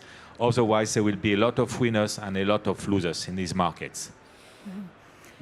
I'd like to ask a question to Hans, but I think Nicolette wants to add color on this. Maybe in response to the, is that working? Yeah, the digital freight forwarder. Often they look very nice if you look at them online. They have great marketing, but of course they often miss the knowledge which the freight forwarder basically has. Freight forwarder, of course, also more and more is becoming an IT consultant, because he has to know all the systems. There's much more complexity in logistics supply chain. But so far what we see is the digital freight forwarder is limited in its networks, whereas the real freight forwarder they have the real connections towards basically operating at a global level. Yes. Could I also comment a little about that? I remember 4 years ago, when we were being approached by, literally one a week, being approached by would-be startup digital freight forwarders, and we were being told, and I'll simplify and exaggerate to make the point, see, we are the new economy, you are an old-fashioned economy, you have to give us rock bottom rates so that we can build up our digital freight forwarding business. We were scared because there were all sorts of examples of Uber and Amazon, etc. And we thought, is this true? Are we an old-fashioned steel and asset business? And is the future all these logistic freight forwarders, so these digital freight forwarders? And we were scared. We didn't know what, were we going to be just pushed into the back and it would only be the digital freight forwarders who'd be dealing with customers in the future? We were scared. But we held ourselves together and we resisted working with them because we thought, actually, if you have a nice shiny server in San Francisco or in Berlin or in Barcelona, it doesn't help when the trucker didn't turn up in Vietnam to collect your container, or your container is stuck in customs at the border with Tanzania, or if something has just gone wrong and you can't find anybody because all you can talk to is a server. And what is actually happening now is that if you just look over the last 5-6 years and the development of these logistics freight forward, these digital startups, what you actually see is that most of them are going bust. They are failing to build up sufficient volume. They all pointed at the hockey stick growth of the Amazons, the Ubers, the Booking.com and said, there's the evidence that we'll take over the world. The reality, now we can see, is really quite different. And the difference is partially, Nicolette, what you were talking about, of actually really understanding the customer, having the market, but secondly also, there is no substitute to having boots on the ground. Yes, you need to be able to book, but you also need to be able to handle all the exceptions. I think you will all know that on average, about 30% of shipments have an exception. Go to a digital platform, Amazon. How many times is there an exception, in other words, a problem with Amazon? 0.01% of the time. Now, 0.01% of the time, they can handle. A digital platform cannot handle 30% of the time there being exceptions, there being problems, because there's so many issues involved. So what you're actually seeing is that the digital freight forwarders who are actually succeeding, the only ones who are actually succeeding are the ones who are migrating towards also becoming real freight forwarders and asset freight forwarders. To give an example, probably the only really successful digital freight forwarder at the moment is Flexport in the US. Who knows Flexport? Can show of hands. Anybody heard of Flexport? Yeah, even Flexport, the most successful one in the world, not many people actually know about them. And Flexport have been very successful at raising a lot of money. The initial money, when they raised it, they started up, was spent on IT development. What are they spending all of the last 500-600 million that they have raised in capital from investors? They're investing it in warehousing, in other real freight forwarding assets on the ground. And all the other digital freight forwarders, I'm sorry, but I just don't see any of the pure digital freight forwarders actually being very successful. And the ones which are, it's because they're migrating towards being real. Can existing freight forwarders do a better job with having shinier servers and booking it? Of course they can. And of course the Kuehne+Nagels, the Panalpinas, the DSVs, and many other, they're working on that sort of thing. But the excitement from 3, 4, 5 years ago about logistics startups and just booking platforms, nah, the evidence is otherwise. Thank you. Sorry, I have to leave just in 1 minute. I was not saying it was a long-lasting solution. I said it's a temporary solution. It's for you people to clean your mess, align yourself. Why, as a shipper, should I have to go to 3, 7, 10 screens, intra, Hapag-Lloyd, this freight forwarder, and so on, to book my container on different screens, different systems, different standards, and so on. So these digital freight forwarders, they just do the job for me, but it's costly, expensive, and maybe it won't last. Artificial intelligence will help solve some expertise aspects, but not be on the boots on the ground in Vietnam, as you say. But some expertise aspects will be compensated for the newcomers with expertise from artificial intelligence. We saw that, Nicolette knows that in the ELETA projects, we have found out that artificial intelligence can beat the human being in terms of expertise in some conditions. Maybe it's not true for my time. Sorry, I have to leave, so I will leave you. Thank you for that. I have to go to Paris. I'm just wary of time because we're running out of time for the session, and I'd like to get Hans and Henning's view on this. So Hans, can you add to this discussion, and specifically on why is IMO implementation globally important, and what is IPCSA doing in this trusted network of port community systems? So especially on the IMO 2020. It's good to have 2020 back again now, isn't it? Yeah. We deviated to the future again. But IMO 2020, the restrictions were already there, but they are now more compulsory per the April of next year. And we see that globally, our members, when they visit the port and the port authorities, that sometimes the port authorities were not even known with that fact that it is compulsory per April next year. So also in that case, we helped them, and they were really frightened. Why? Why should we change? They say, okay, look at this. Look at the IMO papers. Here it is. Very clearly described the what's, the whens, the whereabouts, etc., etc. So we help the market as well from that point of view as IPCSA members. The other way is that as the PCSs all over the world do collect as a neutral and trusted body, don't forget that, the information about vessel arrivals, about dangerous cargo, waste disposal, health declarations if it is available, if it's necessary, security, ISPS information. They get it in on the PCSs, and it's very simple for them to, let's say, to convert it in the standard which is necessary to comply with the port authorities on their IMO level. So that's the good thing we can do. So let's say the agencies need not to worry about their own standard. Just give the data. And we take care that the parties who need the data and must handle the data and do the processing gets it in the right format. So that's what the role of the IPCSA members is. It's not only having the data and convert the data and send it to the various parties necessary who need it, but it's also to help all the instances, also customs, for instance, or port authorities and the shippers and the forwarders. We help them, and we also help them in a way, and Nicolette knows that, in a way that we say, okay, have you seen that on EU level, these and these things are going to change? For instance, ICS2.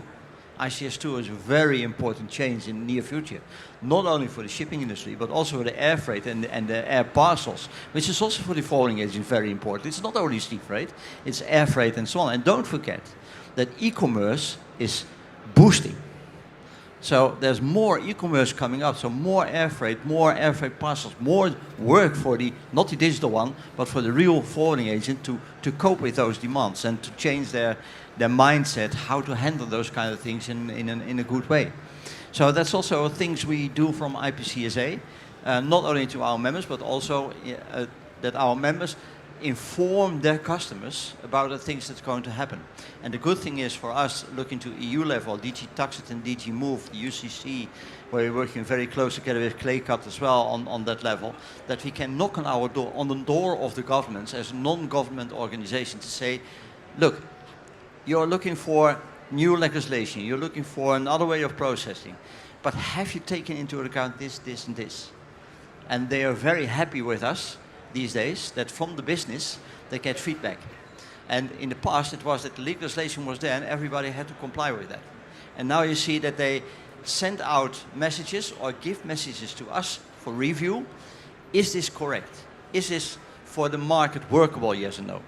And that's a good thing. So there's more interaction between government like the EU, also UN level, and the bodies like Claycut and IPCSA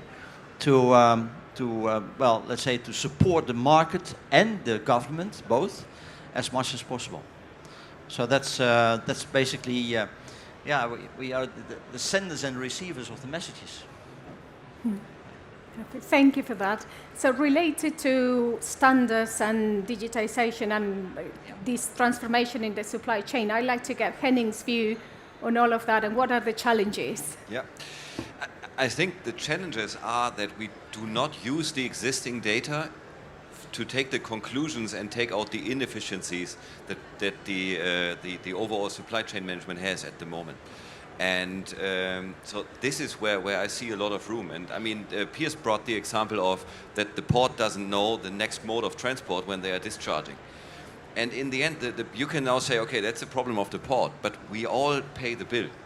Yeah, so this results, these inefficiencies or waiting time in a port because the vessel is not arriving just in time. We are speeding there, and then afterwards we have to wait, I don't know, 4 hours until the loading operation starts for whatever reason, or the bunker barge is late. So everything is completed, but we cannot leave the port because the refueling has not been completed.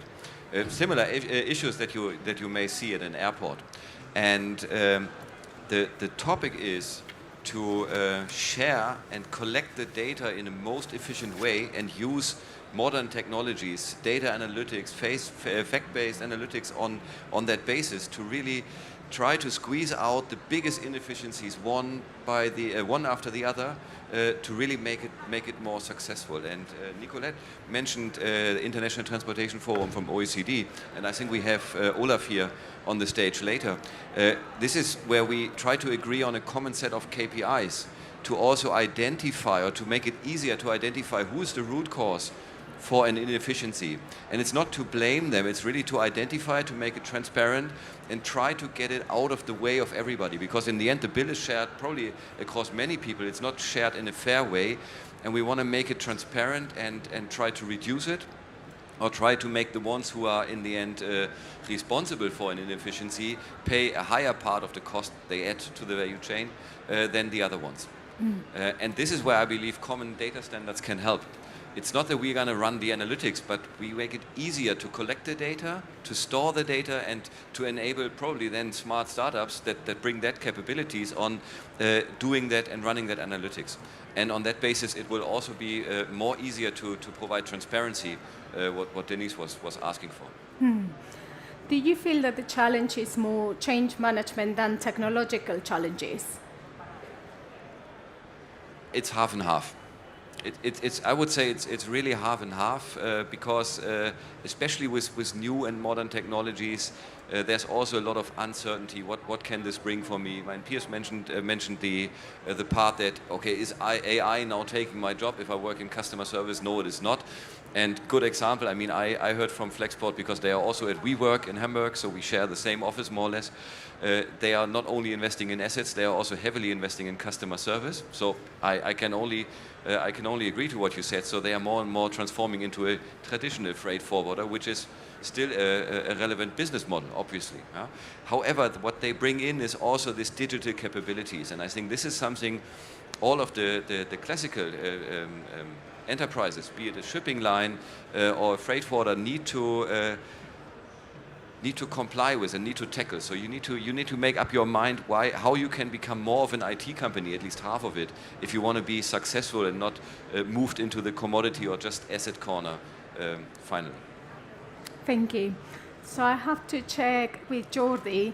Do we have time to open the floor to questions? So we don't have a lot of time left, but we will open the floor to questions now. So if anyone has a question, please raise your hand.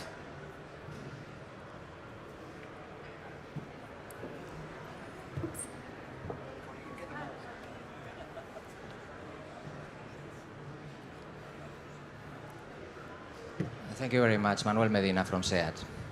I assume the major part of the issues you explained from the panel, but I think that we need always to put it under one frame: business and economy. See, it's only a remark. I miss this part. See, assuming digitalization is something that is coming and this is not to stop, my experience is that I feel sometimes that I'm facing cool projects and not economical ones. This is one remark that I miss from your explanations. The second one is also under this same frame, economy. You are, we'll say the main question is, are we ready for 2020? I have one open question. We are now building the budget for the next year. The lack of transparency of consequences in economic terms of the IMO, for me, at this moment, are completely open. I don't know how much money I must to prevent in my budget for the next year. The question to you and perhaps to the person that can answer: how much I should prevent? Who wants to take that double question? I didn't quite hear acoustically your question, but I will try my best to answer. On the, if understood you correctly, you were saying that you're not hearing much economic argument or economic rationale. What I have been describing, at least from Hapag-Lloyd's perspective, is firstly a belief about the way that we need to improve customer service, quality, reliability. Why do we think about that? Is because we as Hapag-Lloyd, as a company, are competing with competitor carriers, and we want to do a better job than they do so that we return money to our shareholders better than our competitors. So apologies if, from our perspective, we believe we need to work very hard on that. For our shippers, why do we want to make sure we create more value for our customers? Well, for the same reason we want them to be more successful if they use our services, than our competitors' services. When it comes to your second question, which was around the budgeting for 2020, I fully sympathize with the questions you're asking. I would ask you, place yourself in the position of a carrier, which has also got to do a budget for 2020. Because everything depends on what the price will actually be for this new fuel, which up until about 4 months ago never even existed and was never manufactured. it is an uncertain world, and whenever you're budgeting, you have to make assumptions. And we have had to make our own assumptions, not in a perfect world. Our crystal ball is no better than your crystal ball. But we have to make assumptions, and we have tried to be as transparent as possible about the way we do it. That's where this MFR formula for the additional costs. I'm not sure what we could have done more to be more transparent. And that's why I struggle. I sympathize. Budgeting is difficult, but budgeting, you have to make assumptions. You have to make assumptions on the best information that you have at the time. And we have gone to a lot of effort to try and give you as much as possible.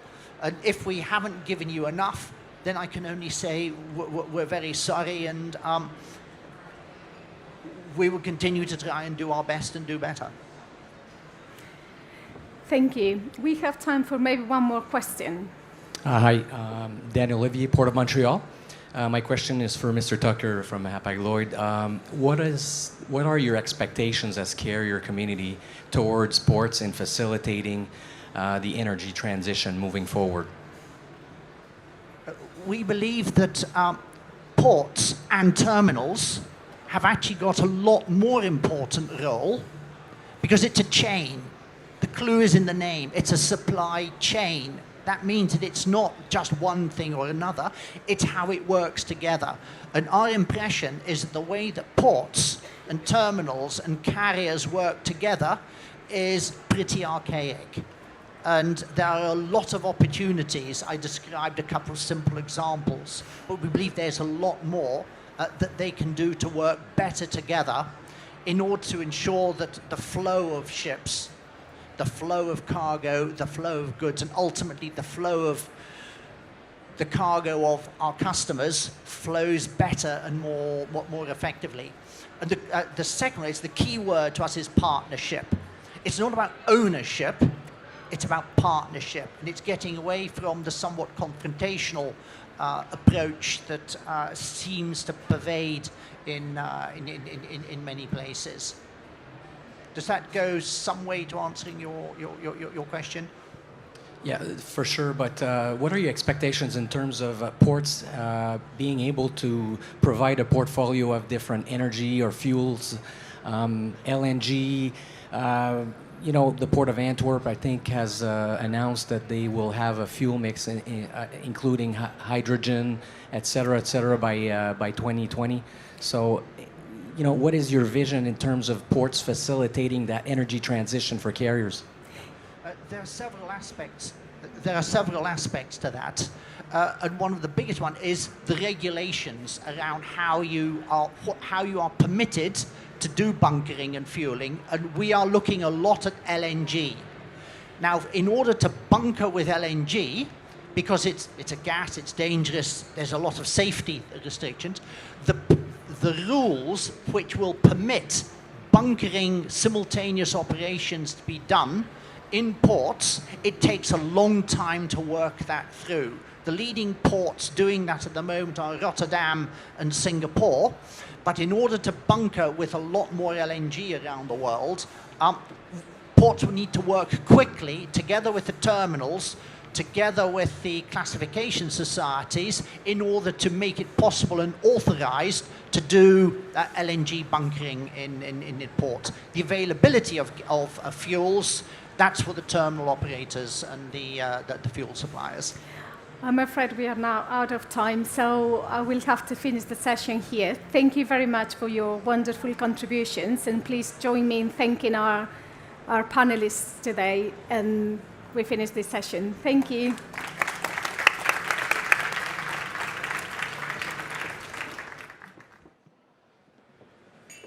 Thank you. So, thanks a lot. Thank you to the panel. Thank you to everyone for still being here. This means it's of interest, so thank you for attending the whole session. The panel is raising interesting questions, and also especially thank you to Leticia for moderating this panel. It's not easy to moderate panels with different views, so thanks a lot for your expertise on that. Thank you. Now, although we don't live in a Star Trek world yet, although I'm trying to, but not yet, logistics in the end work. So we have Olaf Merck here today.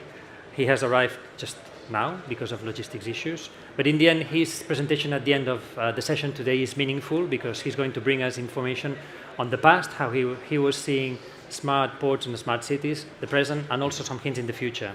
For your reference, smart cities is his main presentation today. He's the administration of ports and shipping at the International Transport Forum, and he leads the work on ports and shipping, where he also works on urban development, fiscal decentralization, and public finance. Olaf holds a master's degree in political science from the University of Amsterdam, and he's a member of the editorial board of the academic journal Maritime of Economics and Logistics. He directs policy-relevant studies on the maritime transport and also on the port sector. Olaf is the author of many of the 50 OECD publications, including The Impact of Alliances in Container Shipping, something which today is really, really on fire after the block exemption regulation. So, Olaf, the floor is yours. Thank you. Yep. Thank you.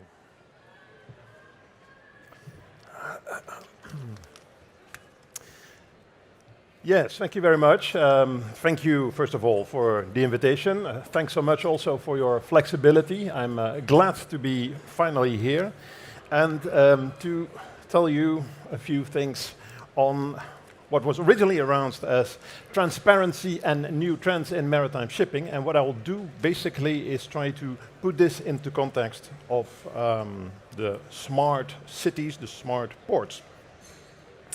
I just have to make sure that I know how this works. Yes, like this probably. Yes. So basically what I'll do is put this in the context. We are, of course, here in the Smart Ports Conference as part of the Smart City Expo. So I'll try to make the link between the two. And the reason why I wanted to do that in particular is also because we did a lot of work on port cities a couple of years ago. I was in charge of the program of the OECD on port cities that run between 2010 and 2013. This is the synthesis report of all that work, that it is based on more than a dozen of different case studies of different port cities in the world. So the question I basically want to try to answer here is what has changed since then, basically. What has changed since we finished our work, and what does that mean for the years ahead? And what I will say here is that, in my view, there are basically 5 different things that have changed over the last 6 years. I'll start with the first one, which I think is the re-emergence of geopolitics. Of course, the year when we ended our project, 2013, was also the year, let's say, of the official start of the Chinese Belt and Road initiatives, with 2 pivotal speeches of the Chinese President Xi Jinping, which in a way is also the confirmation that we are again witnessing great power competition, and this is playing out in the field that we are talking about, in the field of ports and maritime transports corridors, which means that ports have become, and also the corridors leading to these ports have become strategic assets. Of course, everybody knows what is the Belt and Road Initiative, and what we have seen over the last years is very quickly a lot of the Chinese flags being part of port areas all over the world. This is in Pyers in Greece, which of course in Europe is a prime example, but over the last 5 years we have seen that this has gone very quickly. In our calculations, we come to around 10% of the container terminal capacity in Europe that is now run by Chinese state-owned companies. 5 years ago, that was basically 0. And what we think, there are scenarios, we looked at this, where it is possible that in the next 5 years this share will raise to 25 to even 50% in some scenarios. So this can gone very quickly. Now, military ports, commercial ports have for a long time been disintegrated, at least in Europe, maybe particularly in Europe. And it might be time to actually revisit that disintegration. And that is actually also the view, seems to be the view of the new European Commission that states in its letter to the new Transport Commissioner to come up with the implementation of a dual-use infrastructure project to improve military mobility. There's also, in a way, this also revisits the concept that we have and the, let's say, the conceptual vision that we have of port cities as they developed. And the classical story is always, well, in the beginning, ports and cities were interwoven. There was hardly any difference, and over time, this has disintegrated, especially with the rise of containerization and container ports that became, let's say, whole new areas outside the port, outside the cities, with the challenge then to integrate, reintegrate in a way the port with the city. Well, you might actually want to revisit that by looking also what actually was also the reality in the past. I took here a picture that I thought was interesting for several reasons. Well, it happens to be actually the place where my late grandfather lived. Not at that time, because this was 1573, which is also an important date in Dutch history, because this is, as you actually also see on this picture, this is also the date when some of the Spanish people that were occupying the city were actually thrown out of the city. That's of course not the reason why I show it here, but the reason why I wanted to show it is because it actually shows that the port and the city were not that well integrated. Actually what was there was a pretty sharp distinction between what is the port, where are the ships, and where is the city. And the reason is, of course, exactly for this reason, because it could give rise to invasions. Well, why do I show this? Basically also because when you think about smart ports and smart port cities, that has an impact on, well, what you can actually do. And smart in this respect might actually also become a security concern. I only give one example. Huawei, the Chinese telecommunications giant, is now running the information systems of the port of Pyers, and some of the military observers have had serious questions, at least when it comes to security, about that. So that is the first development, the re-emergence, the rebirth of geopolitics. I think the second thing that has happened is that we have actually reached the limits in many cases. Reaching the limits of the absorption capacity of a lot of the port cities.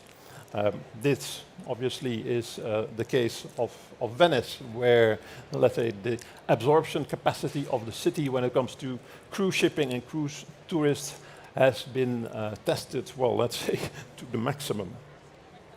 And obviously it's very obvious in cruise shipping, where a lot of port cities have citizens that clearly have had enough of cruise shipping and cruise tourism.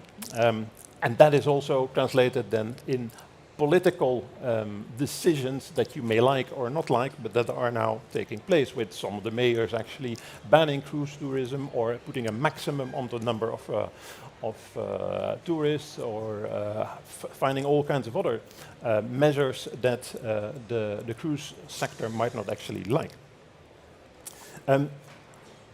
I think it's not only important for cruise tourism. In a way, cruise tourism is and cruise shipping is can be considered also of some sort of the form of the containerization of tourism. And of course, the same issues actually also apply to container shipping. Ships have become much bigger in cruise shipping, in container shipping. leading to instant peaks that ports or cities have to absorb. And there, in a way, we also reached the limits of size, the limits of what can possibly be absorbed by a maritime logistics system. This is an example of, well, by coincidence, a Chinese ship that was stranded at one of the large rivers in Europe, and it took several days and I think 13 tugboats to, in the end, get this ship floating again. This is just one, let's say, of the examples of what can happen with these very large ships. There are insurance companies that make calculations and say, well, what happens if a ship like this actually has a very serious accident? And then they calculate the value of this at around $4 billion. That is when we talk about accidents, but actually when we talk about operations, there's also a lot of things similar to, let's say, to cruise shipping. How can a port, but also, let's say, a port city at large, actually absorb all the different peaks that are related to these huge ships? Of course, the opposition here from citizens is a little bit more diffuse because they're not directly affected. A lot of these container terminals are actually outside of the city, so they are less visible. But there is, of course, a link with the citizen as a taxpayer that has to bring up the money to continuously update ports and logistics systems. And that brings me to the third new development. It's not entirely new, which I called tricky governance problems. And of course, governance is always difficult, we know this, but I think there are new developments that make this particularly difficult now.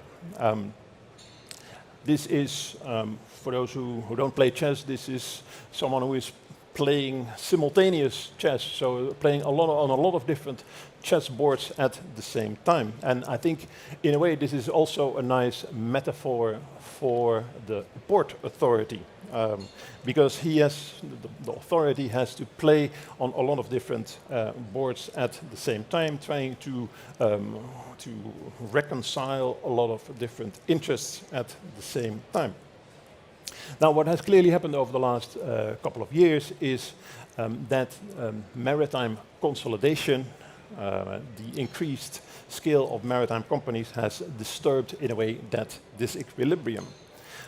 So these are bigger players with more market power that can also work closely together.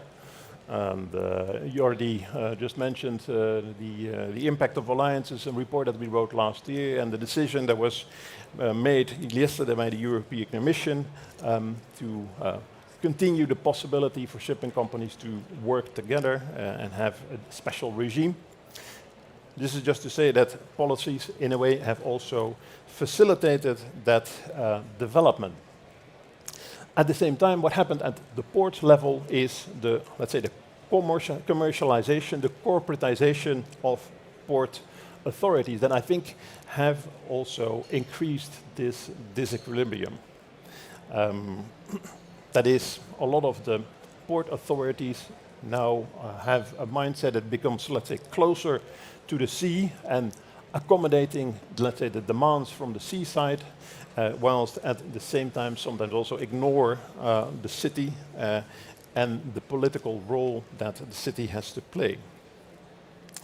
A lot of the ports, as a result, have become very concerned about, well, who is actually playing still in the Champions League of ports, who are, let's say, the big ports that are the winners, that are able to attract the top players, and who is the loser. So a lot of it is now actually focused on attracting lines and on attracting terminals.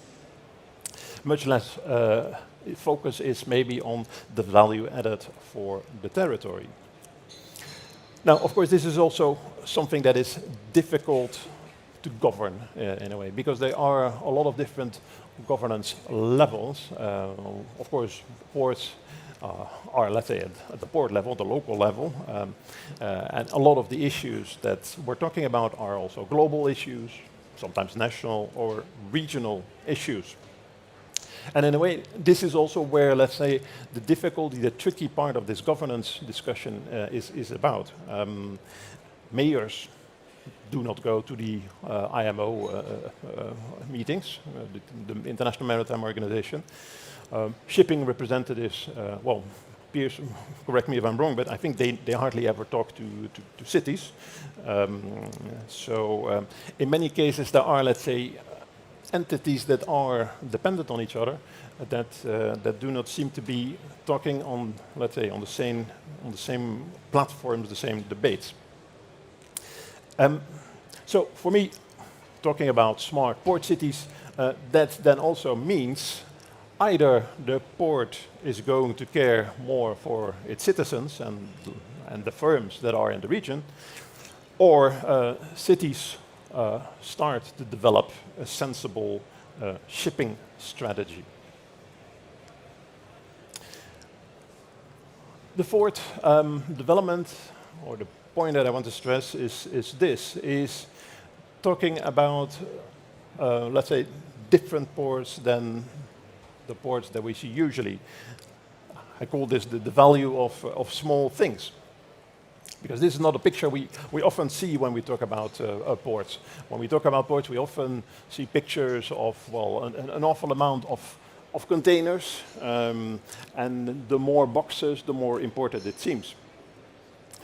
The point I want to make here is that we can actually also learn from a lot of, let's say, the smaller ports, actually because they are, in a way, more diverse than what we're now seeing at, let's say, the global level with all the global ports, and that all have, let's say, developed more or less similarly due to the fact that they have the same clients and they in many cases also have the same terminal operators. So if we would have to write again our work on port cities, I think we would put more attention also to these smaller ports, because they actually have probably a lot of different interesting things that other ports could learn from. For example, how to provide value added for the territory. And then the last, the fifth development that I'd like to talk about is something that maybe isn't taking place, but then I think will probably shape the future of ports. And of course, Jordi has asked me also to give a few reflections on the future. I think this is something that we don't talk about too much in at the moment, but that is probably going to be important, which is the possibility, the potential of freight shaming. That is not a word that exists, but I here do an heroic effort to make this something that people talk about a little bit more. Of course, what we have seen the last 5 years is, at the same time, the Paris Agreement, and then also the election of Donald Trump, and with it, the possible dismantling of the Paris Agreement. And at the same time, in that same context, we also have seen exemplary role models, which I think Greta Thunberg certainly represents. She has, of course, been an inspiration for the flight shame movement, and this is something that actually now also appears in a lot of the statistics, with an uptake on rail traffic and also a decline in some countries of the flights and aviation. But if you look at this picture, there's actually also something else. And for me, this picture is also an illustration of the fact that zero carbon shipping actually still is pretty far away. It was actually pretty difficult for her to, and quite an ordeal to go and, to cross the Atlantic. And that is something, of course, that is dealt in a lot of different gremia at the moment. But I think it also has certain lessons for the port sector. An obvious example, which I think might already be taking place, is cruise shaming. in a way, because this, of course, is a very carbon intensive way of traveling. Also, in a way, because it is actually less essential than a lot of the air traffic. So what I would expect looking forward is that this is going to be more important. But then, of course, the question is also, can we actually not also expect something similar with respect to maritime trade and freight? And there, I think what we'll see is that people also start to ask questions, do we really want to use, let's say, energy-intensive ways of, well, using the way of transport from all over the world to get your mangoes on your dinner table? Is that really what you want? And there are some developments that are taking place. I remember having seen the strategic plan of the Port of Vancouver 2050 that presented different scenarios. One of the scenarios was actually alternative economic models, and in that scenario, the local consumption would actually be also from local production, which means that the port would actually see declining volumes. Well, it seemed a little bit science fiction at that point, but actually when you look at some of the numbers, and we recently checked some of the numbers for the French ports, what you see is that the projections show if you actually use less fossil fuels, and if the movement is going to continue, a lot of the ports will actually be confronted with kind of a flat projections for the future. That is, let's say, business as usual. Of course, a lot of things can happen. The point I want to make here is that what's happening in cities, in ports, is also shaped in a way by all our, let's say, personal, individual decisions. And this is a picture from one of the installations under the Venice Biennale. I think it's still actually on, which is called Globe. And the explanation given by the artist is the globes seems motionless, but the slightest interference changes its direction. Even a pawn on the international chessboard can propel globe, and then does the world in new or desired direction.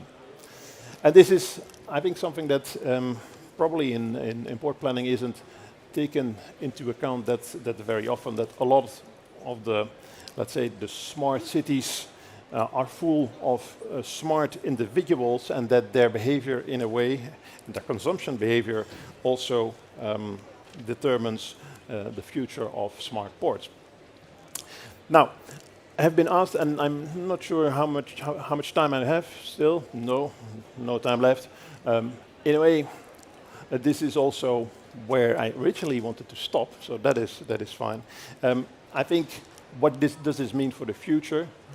Just to recap, let's say, the 5 different challenges that, of course, we can basically shape with our own, let's say, little movements, but also more institutionally. The emergence of geopolitics. Are we going to let this happen, or are we going to make a proactive choice? The same for the limits of shipping. Do we ignore growing opposition, or is this something we actually proactively work on? Tricky governance, the same. And appreciating the small. Of course, we have to look at, let's say, the diversity of ports to see what's actually happening. And finally, the freight shaming. Also the individual decisions that we'll see what's happening in ports. So I end it here, and of course I'm open to questions if that is possible. If not, I just hand the floor back to you, Jordi. Thank you.